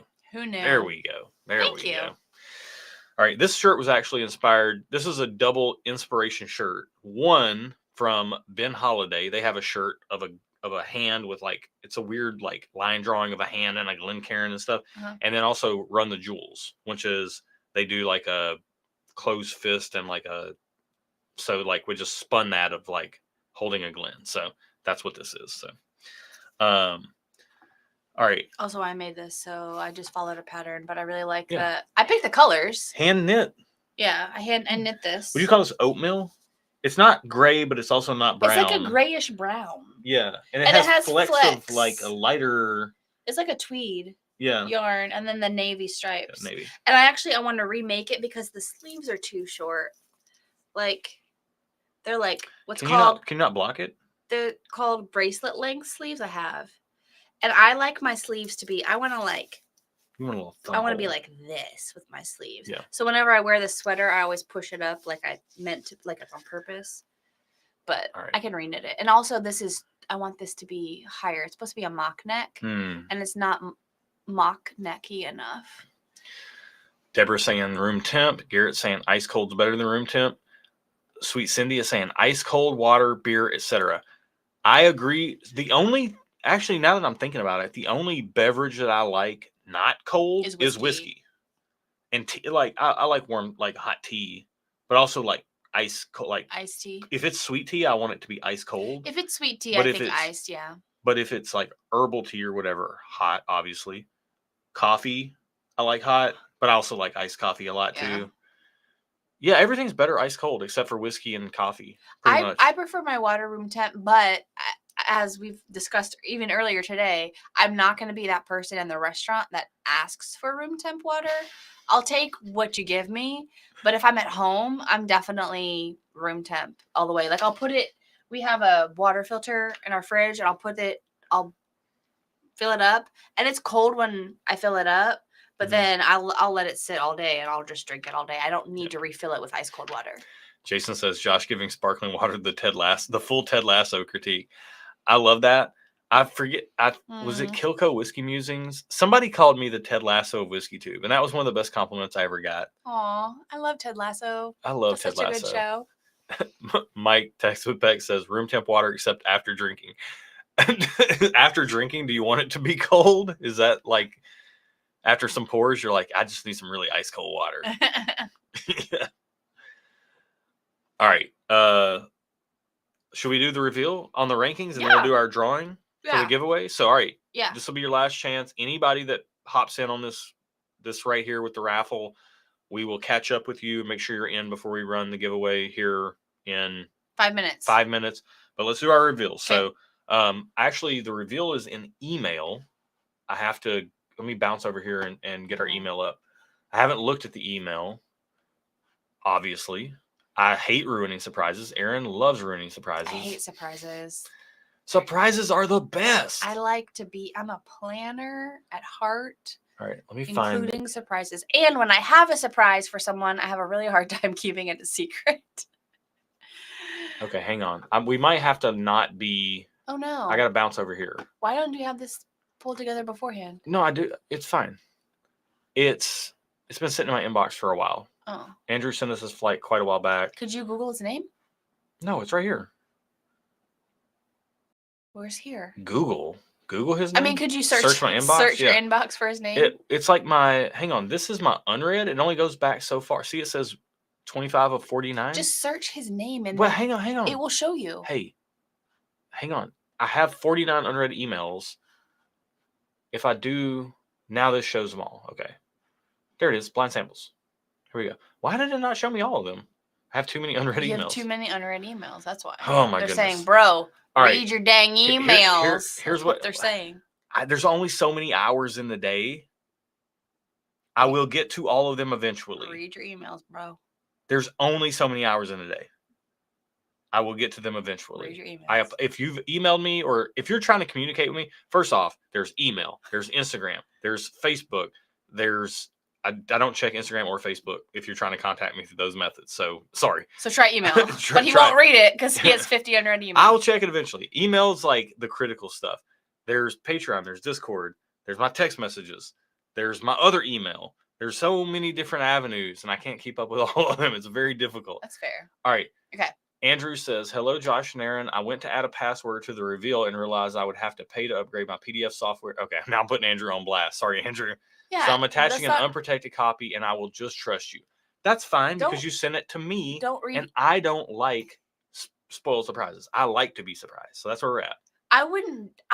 Okay. Hold on. You're putting me on blast now as like a liar. No, I you wouldn't like. spoil this surprise That's fair. You don't care. this Yeah, you don't is care for about a whiskey. reveal. But like a Christmas gift, you would definitely know what it was beforehand if you could, because you don't like to be surprised. But I wasn't one of those kids that would try to find out my Christmas gifts. I'm just saying, in today's day and age, when you can see if someone has purchased something off your wish list, yeah, I'll check it.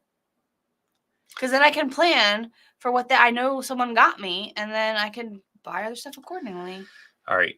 See here, guys. I should have read Andrew's email in detail beforehand. But I was scared to see a reveal. I didn't want to see it. I wanted to be surprised. He said, it occurred to me that a little guidance for running order might help. The smaller ones are more special, so should probably go first. Oh, no. Then the 17 Linearia Hepatica. That's the thing that you need the antibiotic for. Oh, no. And then most sensibly followed by the 35, so on and so forth. We didn't do it that way, Andrew. I apologize. The smaller pours, which I thought maybe were either because they were more special, or I thought they were, you just had less of them.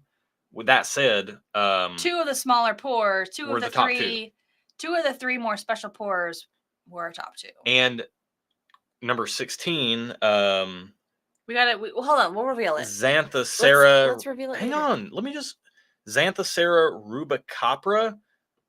That was the one that was last place for me initially. Stop. Hang on, it moved its way up for me. Okay, but it's not the first place. We're giving away which ones were the first place, so we gotta just chill. Let's just. Only Andrew knows what the small pours were. Okay. It's not a big deal. All right, Stuff and Whiskey reveal PDF. Clicking it. Okay. I have something in my eye. Added to. Hang on. Now it's added to my drive. Just open it. How do I open it? You just open it. Oh my goodness. Oh, there we go. Oh, whoa. Okay. Okie dokie. Right off the bat, we got some different whiskey here. Also, we need to hurry because it's 9:44. Hey, I don't want to spoil anything. It's our stream, so it's okay. If we're good. All right. Let's go ahead and start with our last place pour. Your last place pour was what? Do you want to do the giveaway first and then do the reveal? Or are you going to do the reveal and then giveaway?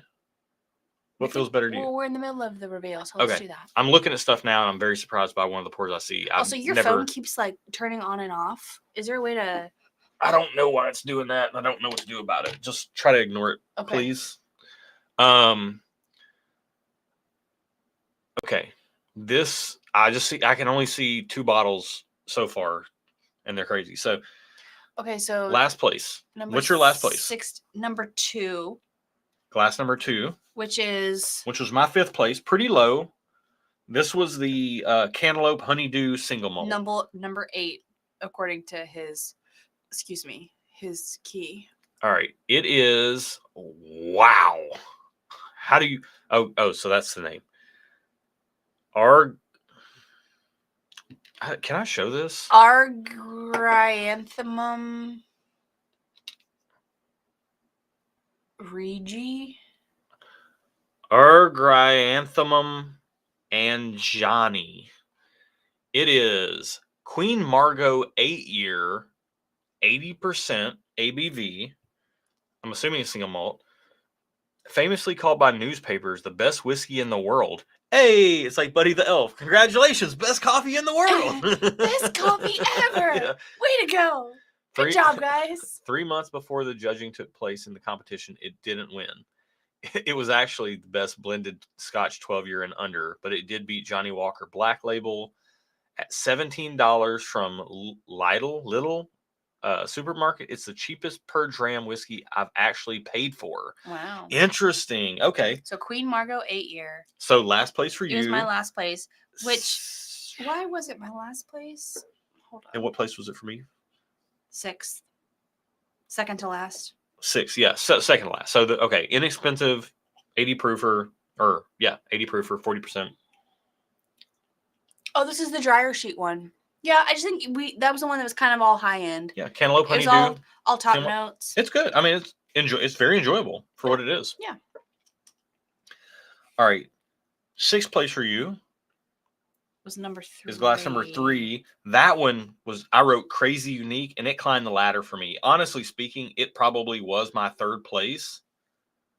It was like between 3rd and 4th for me. But you ended up putting it 4th. Yeah, it was vying for glass. Like it and glass number 1 were vying for that for me. What is so it? I really like glass number 3. It is one of the It's number 16 smaller on his key. specials. So this is Xanthocera rubicapra, and this is A.H. Hirsch Reserve, 1974, 16 years, 45 ABV, 45.8 ABV, which is 90 something proof. Yeah? Am I doing that right? 91.6. A.H. Hirsch, 16 year from 1974. It's from 1974? Yes. Holy this dang. Andrew, thank you so much, man. This is widely regarded as being one of the best whiskeys, one of the best bourbons that's ever been bottled. Wait, number 3?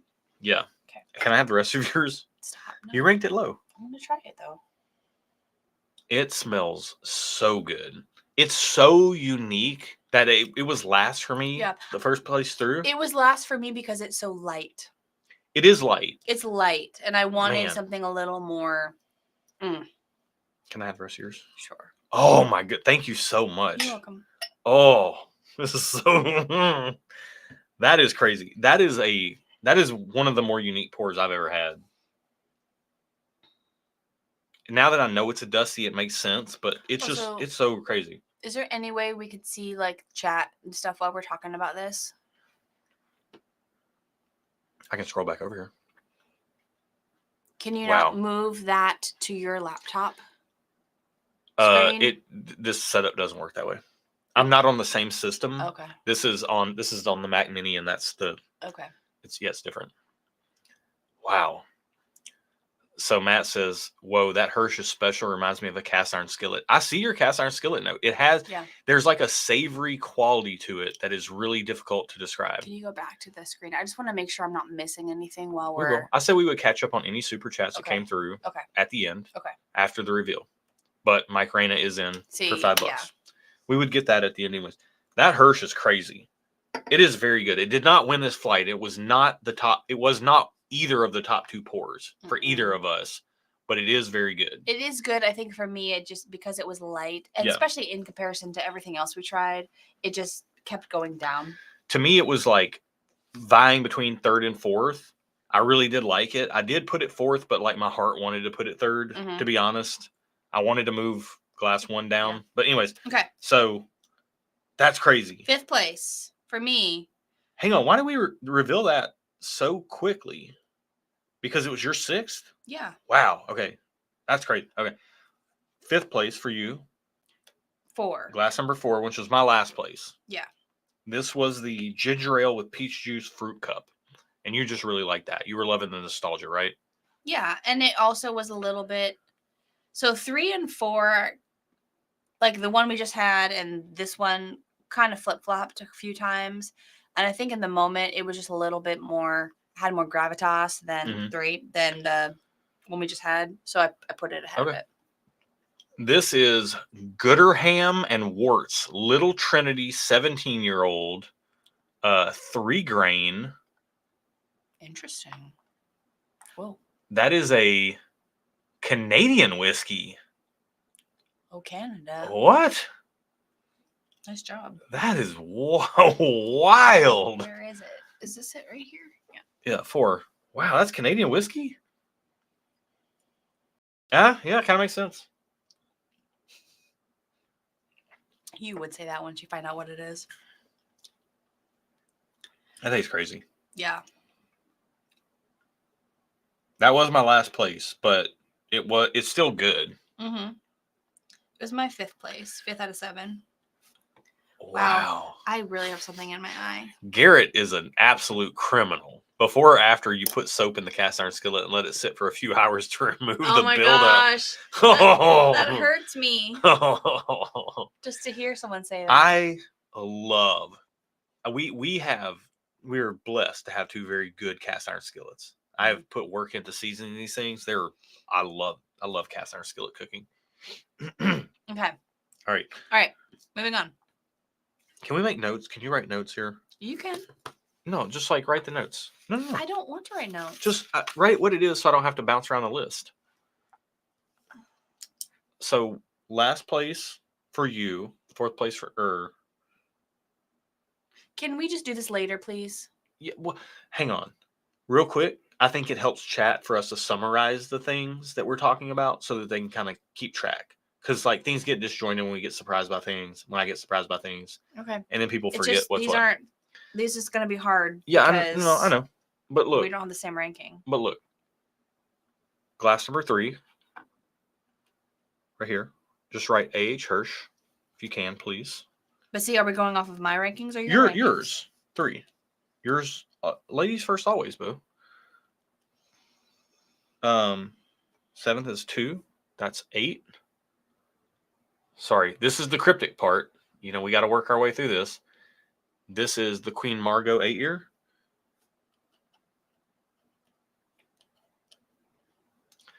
All right. 5th place, glass. So last place for you. 4th. I'm so confused. Exactly. It was 5th place for me. Last place for you was glass number 4. Okay. And then which is 7. The H. Hirsch was 6th place for you, 4th place, 4th place for me. Then 5th place for you was glass number 4, which was the 17. That was 17. So we'll recap this to keep it simple for you guys. Go down. You passed it. This is the Gooderham and Warts Little Trinity. Gooderham Warts Little Trinity 17-year.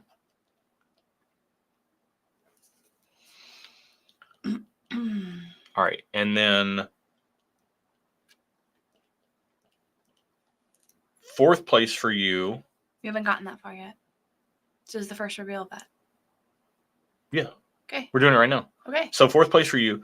I would like to make this 4th place for me as well, because I really did like that glass 3. It kept moving up for me. It started last place because it was so different, and it kept moving up. So I would like to formally swap those. You can't do it. You can't swap it now that you know that your 4th place is no, it was already there. Special. Oh, wow. This is so locked in. Woodford Reserve Distiller Select. I've never even heard of this. This is my 4th place, and your 3rd place. It's my 4th place as well. It's your 3rd place. No, the H. Hirsch was better than this. It's your 3rd place officially on paper. This you is can't 90. You can't waffle because I don't trust you once you find out what stuff is. I already had moved it up. What's wild is I said this tasted like Eagle Rare. This is 43.2% ABV. That is not anything that happens in the States. Everything from Woodford is 90.4 proof. Oh, wow. But this is 96.4 proof. Oh, wow. That's different. Mm-hmm, for sure. Oh, Andrew says this is the first bourbon I actually liked. It's a good one. Yeah. Like, it's very traditional. Which one is this one? I think originally, because of 3 being so different, the H. Hirsch being so different, and this being so traditional, I leaned towards this in my original rankings, but then 3 kept moving up. Yeah. For me. There is something in this. Remember, I think at the beginning I was like, I'm not sure if this is a bourbon. Like, it gave off bourbon vibes, but I could definitely see it being something that isn't a bourbon that kind of tasted like a bourbon. Yeah. You know? By the way, we're floating around that 90 proof point, give or take a little bit. But all these are really full of flavor. So, except for 3, I think 3 is the lightest of the flavors for me. The Hirsch, I did not feel that way. Originally it was just weird, and that's why I put it last, and then it just kept moving up and up and up. All right, 3rd place for you, glass number 7. That was 5th place for me. What? It's so good, bro. It's got this weird smoky, ashy thing going on. It's that smoky fruit, but it's kind of ashy. I did not like it. Like, glass 3 blew it away. Glass 3 made such a comeback on that. Yeah. I strongly disagree. That's fine.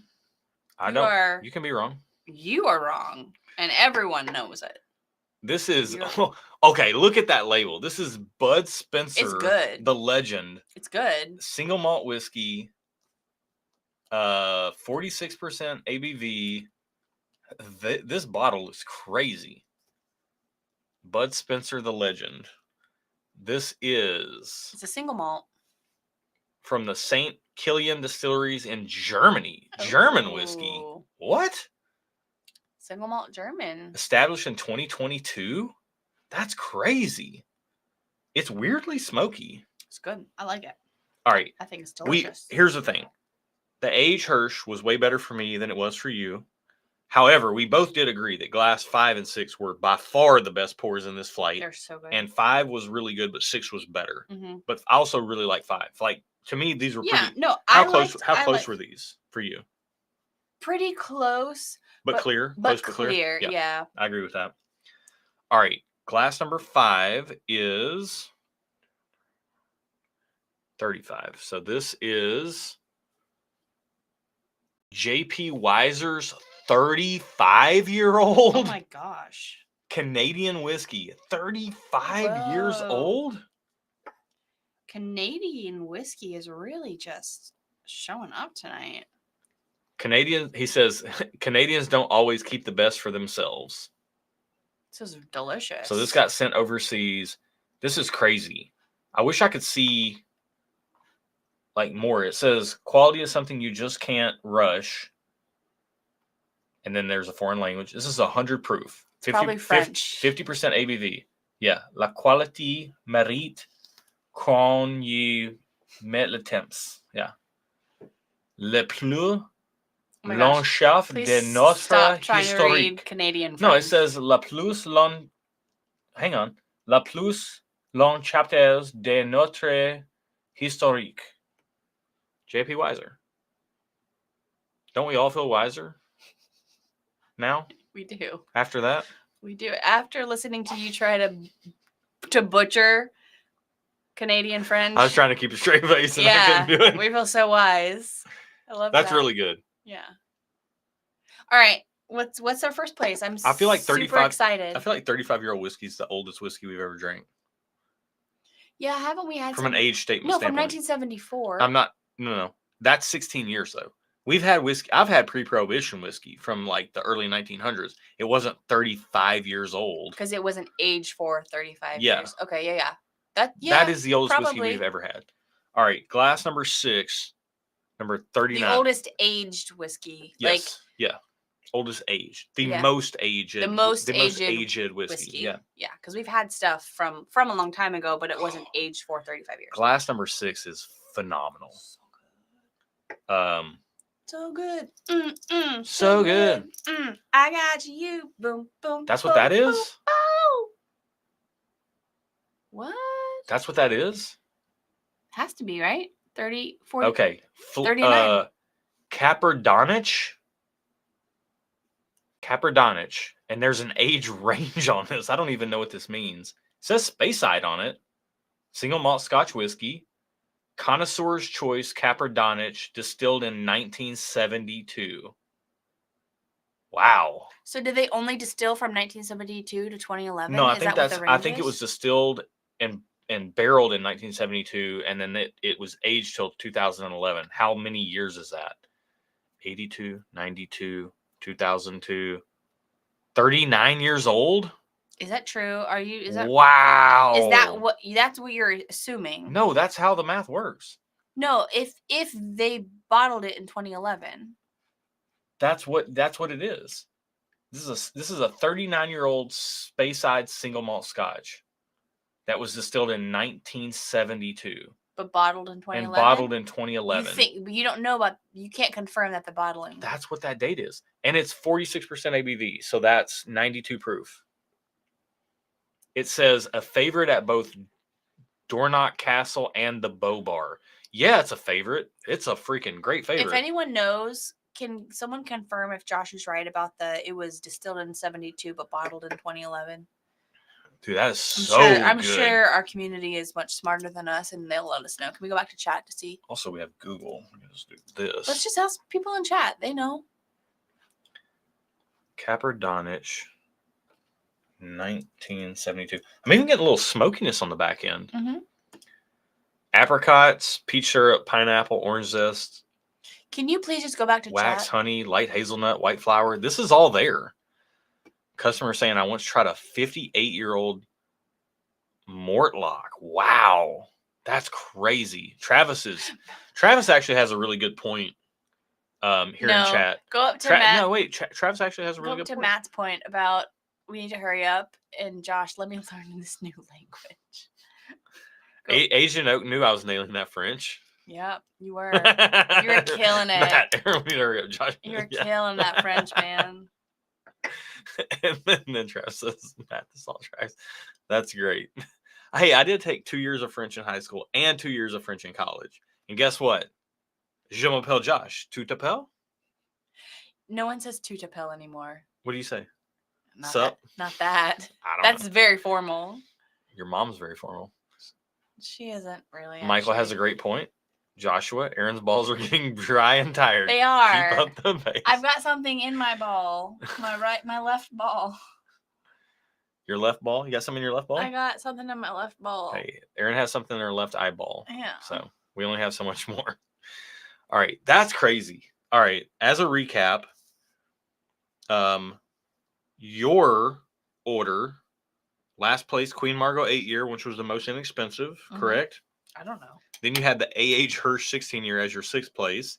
The Gooderham. Yeah, because it tasted like a dryer sheet. I didn't want that. That's all. The Gooderham and Warts Little Trinity 17-year as your 5th place. The Woodford Reserve Distillery Select 96 proofer at 4th place.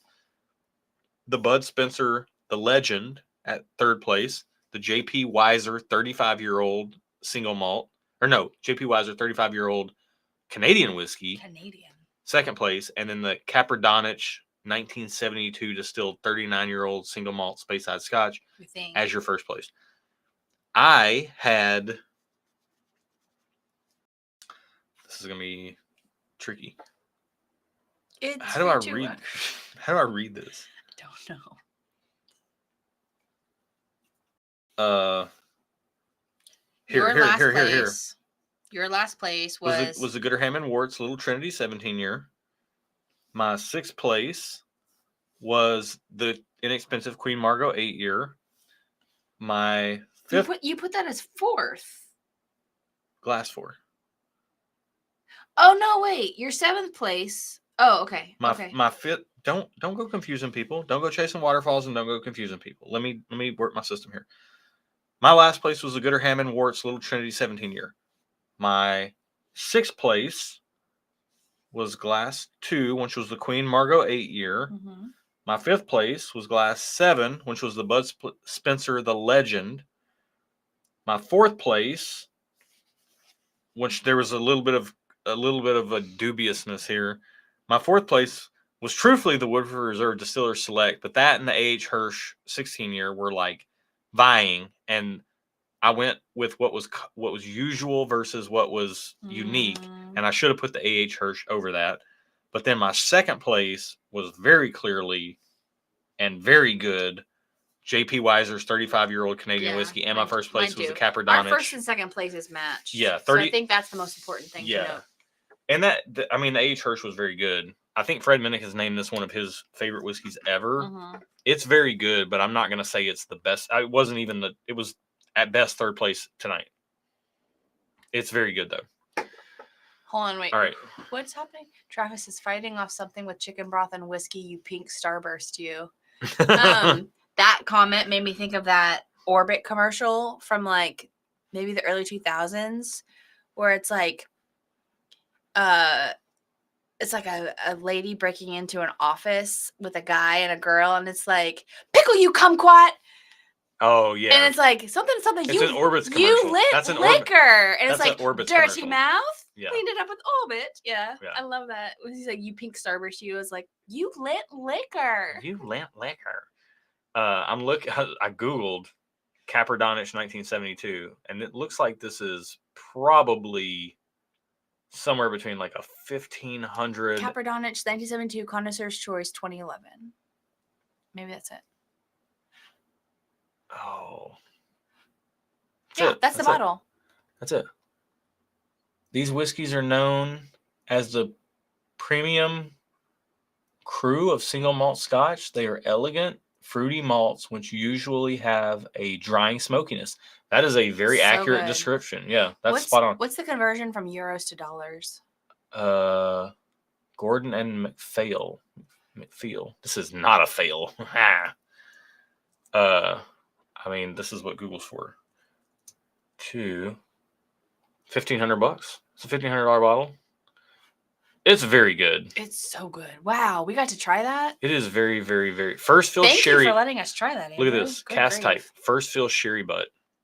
That fruitiness comes through. But I can't take her anywhere, you guys. Cannot take her anywhere.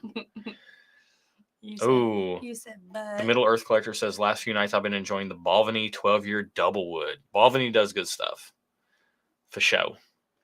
Keith is dropping some French on us in the chat. Love to see it.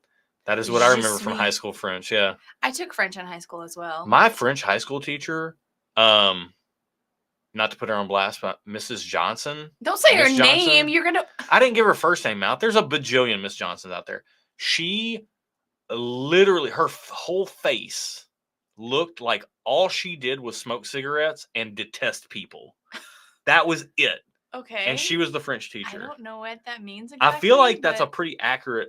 Never been to France. I don't want to like blanket judge French people. I try not to do that. I would love to go to France. This specific lady looked like all she did was smoke cigarettes and judge people with her face. I want to go to France so bad. She was one of the most cold, calloused, unexpressive human beings I've ever met. Well, don't put that on France. Look, her and I got along just fine. Okay. We were fine. We were cool.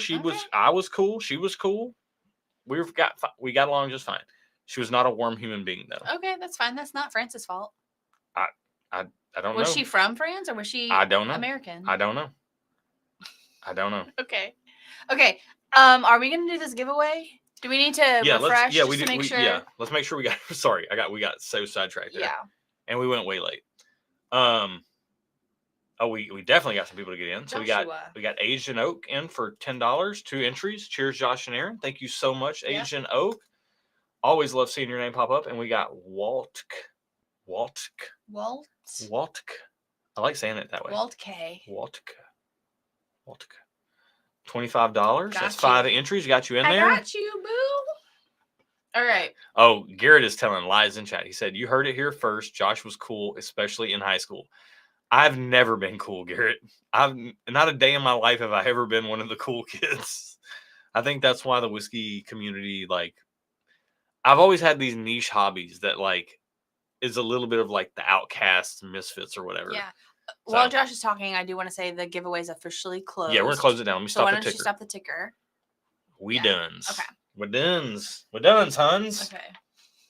So this stream is definitely going to be done. It's going to be less than 2 hours is fake news because this guy.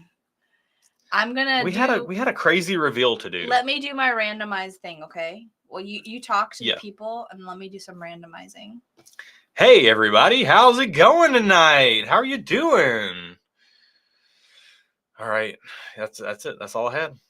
I just blew the whole thing right there. Michael is saying, sorry, I'm a teenager. The number of entries. Oh, nice. 69 entries. I'm sorry. I am a mature adult. Michael says Gordon McPhail is an independent bottler. Interesting. I wonder where that came from. That is very, very interesting. All right, I'm just trying to like breeze through chat to make sure I didn't miss anything.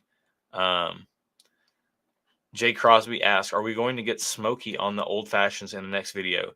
I can't honestly say that I've ever had a smoked old fashioned that knocked my socks off. Yeah, ever. Same. I feel like they're overrated. It feels like, to be honest, I mean, it almost feels gimmicky to me. It feels a little extra. Garrett asked what watch I'm wearing. It's like going to that place that has that egg salad that I think is overrated. You're talking about Willet, and The Willet egg salad is overrated, just like a smoked old fashioned is overrated. Number one, that's not true. Number is. two, I actually have a lawsuit against you for defamation of character against Willet on their behalf. I'm suing you, my own wife, because that egg salad sandwich does not deserve the hate that you give it. Fine. It's delicious. It needs salt. No, it's a. We've been over this. It needs salt. We've been over this. This is fake news. If you're in Bardstown, go to Willet, get the egg salad sandwich. Thank me later. Put salt and on then it email first. and email us at stuffandwhiskey.com and let Erin know she's wrong. Garrett asked what watch taste it and then put salt on it. Taste it again. I'm right. This is a Seiko Turtle. It's a SRPE 93 that has had a sapphire crystal. Okay, I got switched out for the Hardlex, and it's on a Alibaba waffle strap, which is awesome. You got a strap from Alibaba? Yeah, it's because it has quick release, and that was the only way I could buy one. But it's got like these channels in the back that it's got these channels in the back. It's got these channels in the back. It's got these channels in the back. Oh my gosh, please, dude. It's got these. You're on a live stream. You're not recording. But look at this thing. How do I pick randomize range? It's so good. Okay, it's so good. A little ASMR. Okay. You want to hear some bezel clicks? A little ASMR.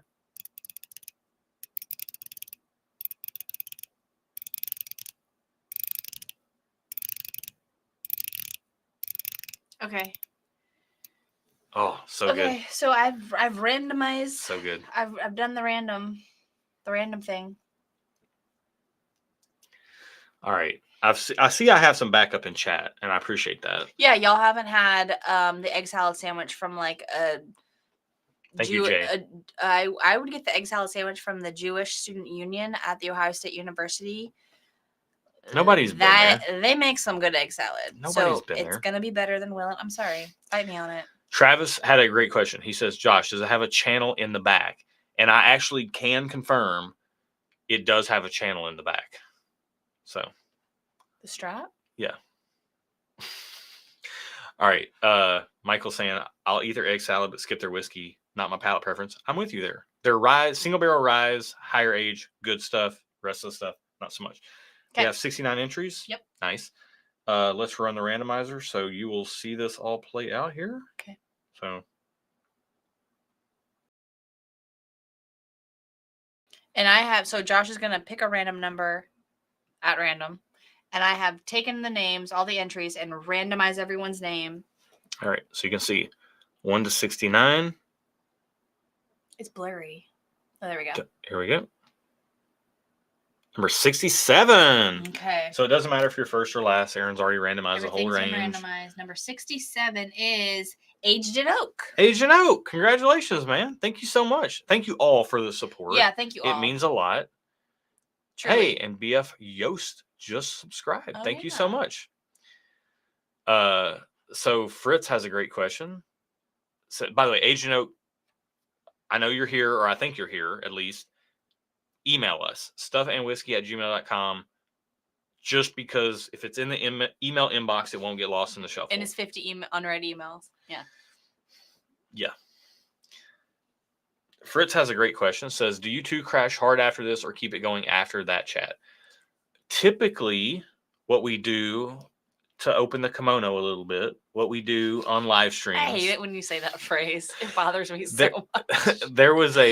It was called Around the NFL. It was Around the NFL podcast. And the host was a trip. He was definitely a character. And one of his things he would talk about opening the kimono as like a look behind the scenes. Yeah. And I picked it up. I'm totally ripped. I totally ripped him. Dan Hanzus. I ripped him off. It is amazing. I love it. I love it. I love it. Makes me think of Schmidt and New Girl and his kimono. When he has his kimono. He calls it a kimono. Yeah. And it's like this short kimono. Yeah. It's funny. But to open the kimono a little bit, after live streams, typically we are a little wound up, like, especially me. Especially you. We're riding a little bit high on an energy wave. Because, we feed off you guys, you know? So if we're in a live stream where it's, like, just us, I will go and I'll wash my face and get ready for bed. And Josh is kind of jazzed up and he'll talk about how much fun he had. And he'll ask me if I had fun and I'll say I had fun. If it's a live stream where we're on with like our Patreon, we do Patreon live streams once a month, right? Mm-hmm. Yeah. So we're on with a bunch of other people, and Yeah. I'm pretty jazzed after those too, because I love more, like, this is awesome. I love chatting with people, but it's even more better to like see people virtually. So we're both kind of jazzed up after those. Yeah, and But that's good. I still go to bed before he does. That's a good point. Probably a good chance to mention, like, for our Patreon live streams, we do those once a month. We actually do You live stay on streams. backstage afterwards. Well, we too. do live streams I do live streams every week on Patreon. Mm-hmm. But like in any given month, you're going to get a YouTube live stream like this. You're going to get a Patreon live stream where we have Patreon members join us on screen at the Whiskey with Friends and up tiers, because we're having Whiskey with Friends. But anyone that's on Patreon can watch those. Yeah. Yeah. But the Whiskey with Friends join us on screen for as much space as we have. And then we do either like a sample swap or like a coordinated blind flight night where we're all drinking the same thing and none of us know what it is. That's a lot of fun. So that's all available on Patreon, the Whiskey with Friends and up tiers. I know a lot of those spots are sold out. There might be a few spaces available. But there's a reason why. Any it's a lot of fun. Can watch them. Just only certain tiers can participate. Yeah, and the chat's a little small. Like, we got 89 people in here. We had typically our live streams are like 100 to 150 more people. These are like, there's usually like maybe a dozen or 2 dozen people in the chat. Like, it's very chill, and we can have a lot more direct communication. Yeah. So that happens on Patreon, and then twice a month also I tend to do pop-up live streams sometime, usually on a Sunday, but they're kind of whenever we can fit them in. And that's a little bit more dealing with like barrel pick tastings and channel updates and things like that, and talking with you guys. Sometimes we do some like tasting challenge type things on there, so it's a lot of fun. But yeah, we do a lot on Patreon, but it doesn't matter if it's Patreon or these public live streams here on YouTube. They're always a lot of fun. We always have a really great time with you guys. Sharing whiskey together, even though we can't drink the exact same thing at the exact same time, is always the best part of this hobby. So we love it. Keith is immediately inducing stress into my life right now. My heart rate just went up at least 15 beats a minute. Yeah, that gives me so much anxiety. 50 unread every hour. That's when you just go delete. If it's I quit. I'm shutting it down and walking away. Delete. I mean, this is like, I'm a truck driver for UPS as my day job. First off, I can't read emails while I'm driving a truck. Secondly, I don't get emails while I'm driving a truck about my job. So I'm very happy to have a job that does not require me to keep up with emails. Most of the communications that I get are related. Well, let's be honest. It's a freaking full-time job keeping up with the communications of my daughter's school. Oh my gosh. Oh my goodness. They don't quit. Middle school ever. is 7th grade school sends you every so day. many emails, every text day messages. We get text messages. Even today on a Sunday, we got a text message. Yesterday on a Saturday, we got a text message. Oh my goodness. It's incessant, which yeah, incessant is the right word. But it's almost like, I'm glad they're doing it because there is some communication, but it's almost too much communication. I'll be honest. The amount of contact that we receive from Avery's school literally makes me not want to post on Patreon sometimes. I wonder if I'm being annoying to our community. And let me know if I am, guys. If you don't post 7 days a week, I think you're fine. Because we get twice a day. I get a sometimes text, 3 times a day. We get a text every morning, and then sometimes Saturday and Sunday as well. Oh my! And sometimes two or three messages a day. It's nonstop. Jay says, "Thank you for getting me hooked on Rare Breed. Happy to spread that disease. It's amazing." You're welcome. The Middle Earth Collector asked if we've tried Glen Roth's. We have not. Never even heard of it, to be honest with you. That's it for tonight, guys. This was a really fun stream. Yeah. Thank you all for being here. Everybody watching after the fact, thank you for watching after the fact. Every little bit of support really does mean a very great deal to us. Truly, it does. It's January 4 years ago. It's the 400th day of January, y'all. 4 years ago in January, we were ideating this channel. We were like doing some practice videos. We were doing some practice recordings. Yeah. So even though the first video came out in April, we actually had quite a bit of, like, there was a precursor to that coming out. And a lot of it was... if you're new and you've not seen our very first video, which is our bloopers reel, you owe it to yourself to go see that. You'll see very different Aaron and Josh's. Yeah. And my hair was super short. We were in our kitchen, but like the blooper reel is comprised of our practice videos. Yeah. Those are videos that you won't ever see because they never were live. We just compiled some of the clips from it into a bloopers reel. Right. And that was like end of January, early February through to like of 2021.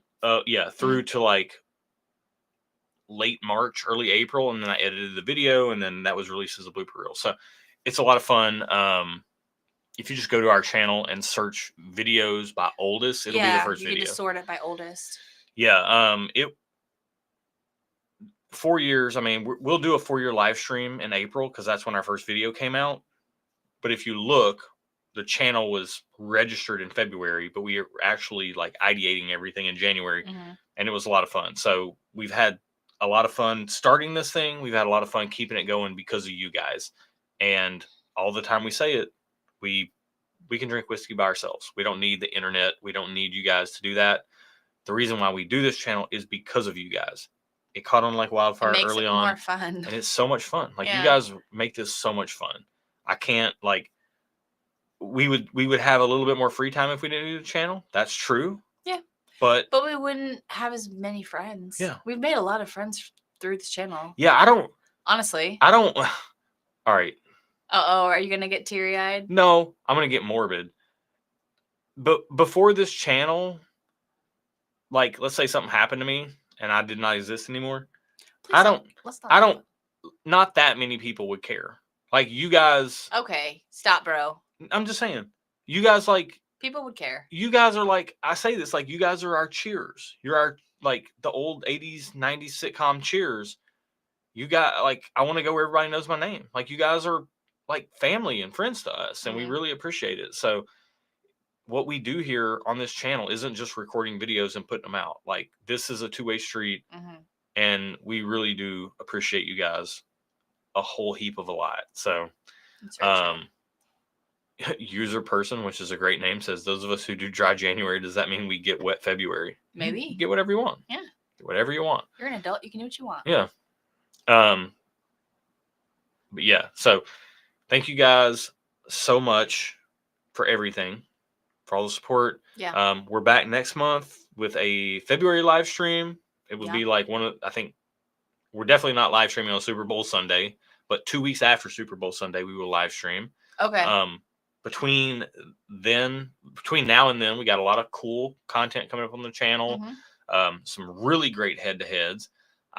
I specifically have some very strong opinions about how everybody is wrong about this silly bourbon bubble bursting type of thing that's going around, and all the When's that video coming? All the doom and gloom. It's not this week, but it's the week after. Okay, don't give away too much. I won't. I think a lot of people are wrong about it, and we address that in a video coming up. We talk about the ABCs of avoiding overhyped and overpriced whiskey. That's coming up. Over on Patreon, we got a boatload of barrel picks dropping in February. If you want picks that we have gone and tasted and put our stamp of approval on with our palates, February and March will be the 2 months you definitely want to be a part of Patreon. We have so many barrel picks coming out. And I typically like... These are picks we picked like last year. I like to space things out more. We can't help it. So many barrel picks. I mean... We can't help it. We're at the mercy of the distillery and the distribution company. It's the distributors. It is 100%. It's all the distributors' fault. Okay. Let me just go ahead and tell you guys what we're probably going to have coming up in the month of February into March. So we're going to have 2 New Holland barrels coming out, a 7-year cask strength malted rye walleye run called Nature's Candy, and then a beer barrel finished bourbon called the Stone Fruit Stunner. Southern Collective, which is a local distillery here that does sourcing. They have we picked a barrel there called we called it Bogzilla Strikes Back. It's kind of an inside joke. This thing is a Thomas H. Handy killer. It is a 7.5-year Bardstown rye. The mash bill does not exist on the market, except for the only place this mash bill exists is in Nelson Greenbrier, Nelson Brothers, low proof, 84 proof rye. But this is higher proof. It does not exist at 7.5 years, nor does it exist at cask strength. This is cask strength, 7.5 years. It is Kentucky rye at its absolute finest. It is, for at least half a dozen people, absolutely dominated Thomas H. Handy in blinds. There are not many bottles available. There's only 90 going into distribution after the pick team got their bottles. I'm probably going to buy like 80 of the remaining 90. So there's going to be like 10 bottles for you guys. He won't. It is. He can't afford it. It is one of the best. Oh my goodness. If you've tried Thomas H. Handy Rye, you want this pick. We got a Blue Note Juke Joint Uncut Unfiltered coming out. We got a Dark Arts Madeira Finish Bourbon coming out. We got a Bardstown Bourbon Company, also unique mash bill that does not exist on the market. Is that the I'll take a case? Yep, we called it I'll take a case because Norm on the pick, he's like, I don't care what this is. He's like, I'll buy a bottle of this. Each but of these, I'll take a case of this. Yeah. I mean, that's the one I picked. Yeah, so we called it I'll take a case. And then we figured out after the fact that abbreviates out to ITAC instead of BTAC. We're not making BTAC comparisons. Actually, Southern Collective's Bogzilla Strikes Back is the BTAC comparison because it's a Thomas H. Handy killer. The Bardstown Bourbon Company is just like a honey sweet, beautiful interpretation of their mash bill. 110 proof, non-origin. This mash bill doesn't exist on the market. There's only 15 barrels that ever existed. We were front wave picking these barrels, so everything we passed on is going to be the hand-me-downs for other picks that come out of these 15 barrels. It's awesome. And we also have a 4-gate coming out that probably will be in February or March, probably, called the Drunk Marshmallow. It's a Schmore Schmoses 7.5, 8-year Schmore Schmoses bourbon that's been double barreled. It's like a single barrel. You can't say that word. It's like a single barrel pick of a Kelvin 60 from 4-gate, if you know what that is. And then we've got the Clonakilty that we're picking tomorrow on Whiskey Knows live stream. So make sure to check out Whiskey Knows. That's Whiskey KNOWS, but like Whiskey Knows, Whiskey Knows, Whiskey Knows. Play on words. I get it. Marty's a smart feller. Some people say he's a fart smeller too. We have a Jack Daniel's Barrel Proof Tennessee Whiskey and a Barrel Proof Rye coming up in March that we're picking. Those will be out later this year. Yeah, we'll be picking them in March. Yeah. They will not be releasing in March. Tons of stuff. We're going to do a National Barrel Company pick soon, and we got another one coming up in like May, June. And then we've got a Rye later this year. And then we've got a boatload of picks coming out, like a dozen from MGP and Luxro. Rebels, Ezra's, Cast Finish Rebels and Ezra's. And those specific picks are picks that are with a bunch of other channels as well. Yeah, you will see those around. Yeah. For us, those specific Luxro picks are. Yeah, Mash and Journey, It's Bourbon Night, 21090, Dusty Dan's Whiskey Reviews, Bourbon of the Week. Like you're going to see these picks out there. We had a whole host of channels that were a part of these, but Rebel and Ezra, 120 proofs, 110 Cast Finish, Yellowstone, 108 proof American Single Malts, Penelope Cast Strength Rosé Cask Finish, and Ezra Brooks, the Penelope Rosé Cask Finish Barrel Strength, awesome. The Ezra Brooks 7-year single barrel, awesome. And then we have 2 Remus Reserve bourbons and 2 Rossville Union Ryes coming out that are amazing. So a lot of stuff coming down the pike. A lot of stuff coming. So if you're interested in barrel picks, it would behoove you to become part of our Patreon community. Yes. If you're not, that's cool. No big deal. You could also become part of the free tier and get access to all the free stuff if you don't care about barrel picks. And every barrel pick that makes it through the paid tiers, up until this point, before the Russell's picks we picked, every pick had made it to the $12 tier. That I can't say that now that the Russell's picks. One of the Russell's picks sold out before the $12 tier, but then the other one did sell out in the $12 tier. But most picks make it to the $12 tier. Almost all picks make it to the $6 tier. A good portion make it to the $3 tier, and like a little less than like half of our picks make it to the free tier. So at least get in on the free tier. Yeah, it doesn't cost you anything. So. Michael's saying, answer your emails tomorrow. I'll try. I have an orthodontist appointment. But it's at 10:40. What are you going to do? That's right in the middle of my day. Edit videos. I got yeah, we have 3 edit. videos we just recorded today. Yeah. So I guess you I got to do that other project. Oh, yeah. With Justin. He's busy. I give him crap, but he is really busy. I only work like 90 plus hours a week, and I try to sleep and work out and take care of myself and spend time with my family. So after all that stuff, I'll get to the 49 missed emails. Keith says, hadn't had a bad S&W pick yet. Haven't had an average one either. They are all bangers. Oh, that's great to hear, but it also makes me real nervous because it's a high bar. Yes, but here's the thing. This is why if you rewind the tape of the channel 3 years ago, Mhm. I'm on record saying we will never do barrel picks. You are. It's on the internet. And here's why. Because at that point in time, we didn't have enough content out there. We hadn't tried enough whiskey. Mm-hmm. And like, I knew what I liked, but I wasn't confident that what I liked would be what other people liked, or what I liked was even good whiskey. Since then, we've tried some of the best whiskey put in bottles that have ever been bottled on planet Earth. Also, we've tried a whole boatload of stuff. And I know, and you know, when we taste something and it's different than stuff that you can just go out and buy on the shelf. Yeah. And that's really what we go for in our picks. We're trying to pick something that is so much more dense and rich and concentrated. We like a concentration of flavor that is, like, for me, key. Right. And you can't, that's to be a stuff and whiskey pick, you have to have that it factor that just pushes it over the edge, that makes it something more special than what you could ever buy on the shelf. Mm-hmm. And if it has that, in whatever category we're drinking. Yeah, and if it has that, we'll pick it. And if it doesn't have that, we're not interested in picking it. So I think that translates, and I think that's why it's possible for you to say that, and it's possible for us to keep on picking barrels that people are really happy with. So user person says can't get spirit shipments in Idaho. While maybe not direct, I would say we also can't get spirit shipments in Tennessee. Yet we get all of our own barrel picks because we have a great community of people who are willing to help other people out. So that's just the power of email us at stuffandwhiskey@gmail.com, and we'll let you in on a little insider knowledge. It's the power of the Patreon. It's the power of the whiskey community that we have. People are always willing to help other people in nearby states. So the Middle Earth Collector asked if we're getting the Jack Daniel's 14-year.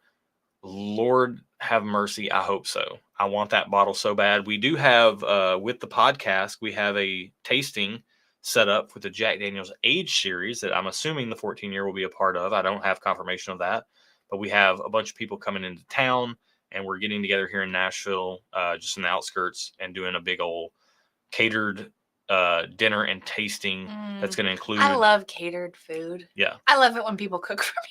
And it's going to include, it's an age series tasting. So I'm assuming it's going to be like the 10, 12, 14 That'll year. Be fun. Yeah, it's going to be great. And that's in February. And again, that's something our Patreon members got to come along for.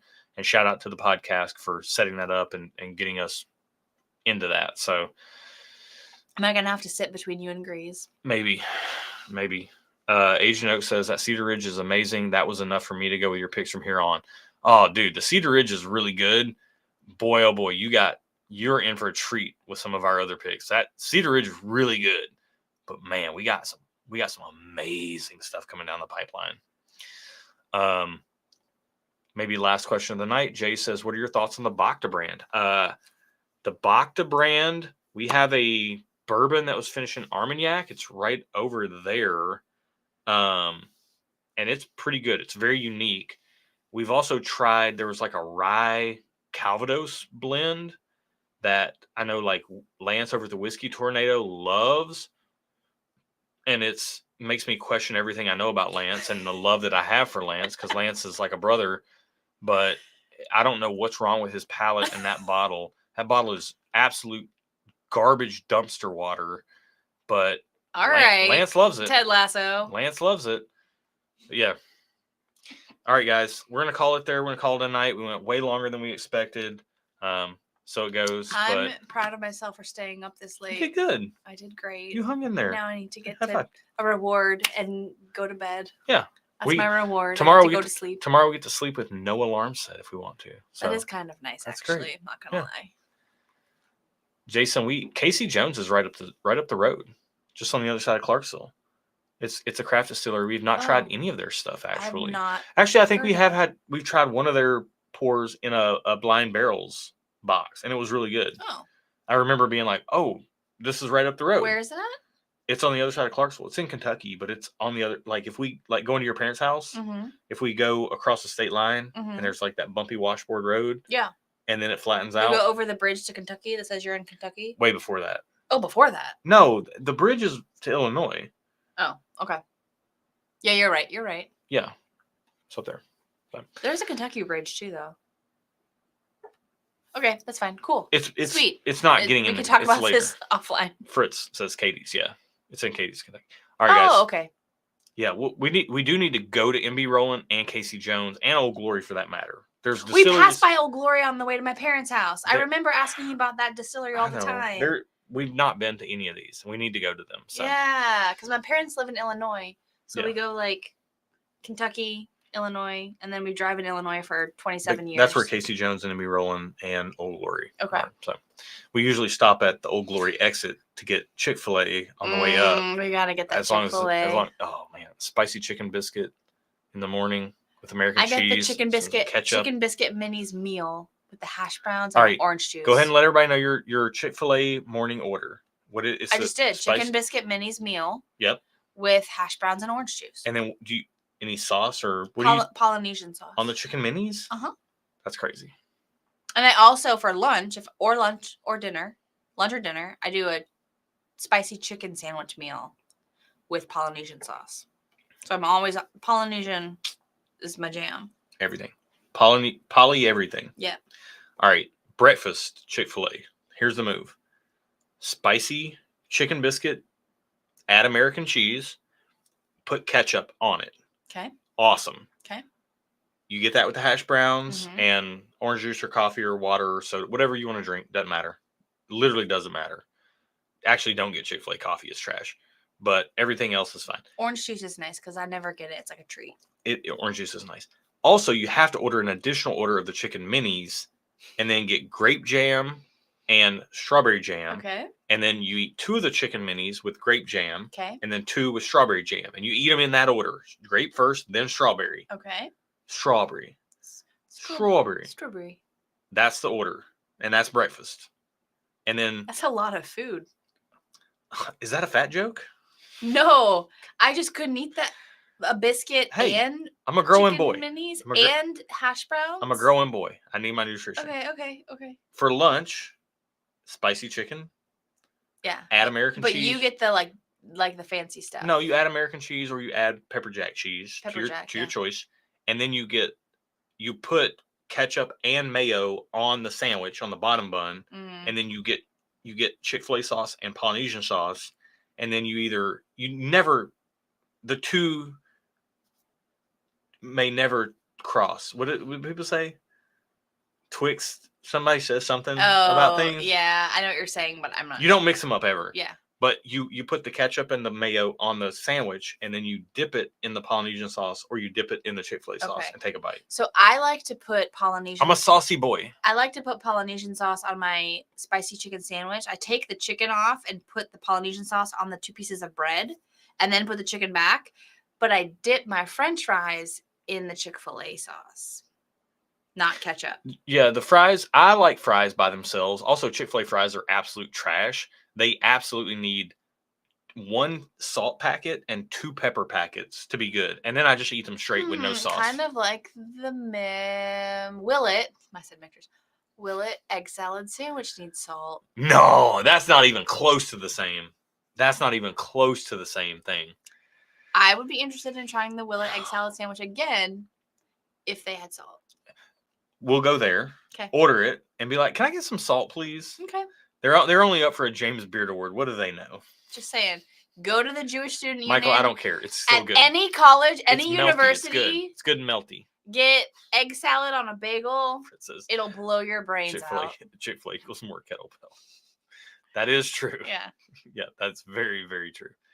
All right. Asian Oak says email sent. Thank you so much. I'll get to you tomorrow, Tuesday at the latest, and I'll put together something. We'll talk about it. I want to make sure it's tailored to your palate. So, guys, that's it. Thank you so much. This was a ton of fun. We got into all kinds of sort of off-topic stuff here at the end, which is always the best part. It's how we do. Yeah, it's like a nice little treat. We lost many viewers over the course of the last half hour. No one's watching this garbage. It's fine. It's fine. We're having fun, and we're glad you guys are here having fun with us. That's it. Oh. What? Will it egg salad sandwich with Chick-fil-A Polynesian sauce on it? Yeah. No, it just needs some salt. It would be better with Chick-fil-A sauce on it. Just needs a little salt to bring out. They put so much work into that egg salad. I know all the stuff that they do. They smoke all these eggs. They just need to add a little bit more salt to just like enhance that flavor. Not a ton, just a touch more just to enhance what they've done because they put a lot of work into it, and I really want to taste it, but it just falls flat without the salt. Right. If you think this channel falls flat without the salt, No, don't. give us a thumbs Also, up. salt's really good.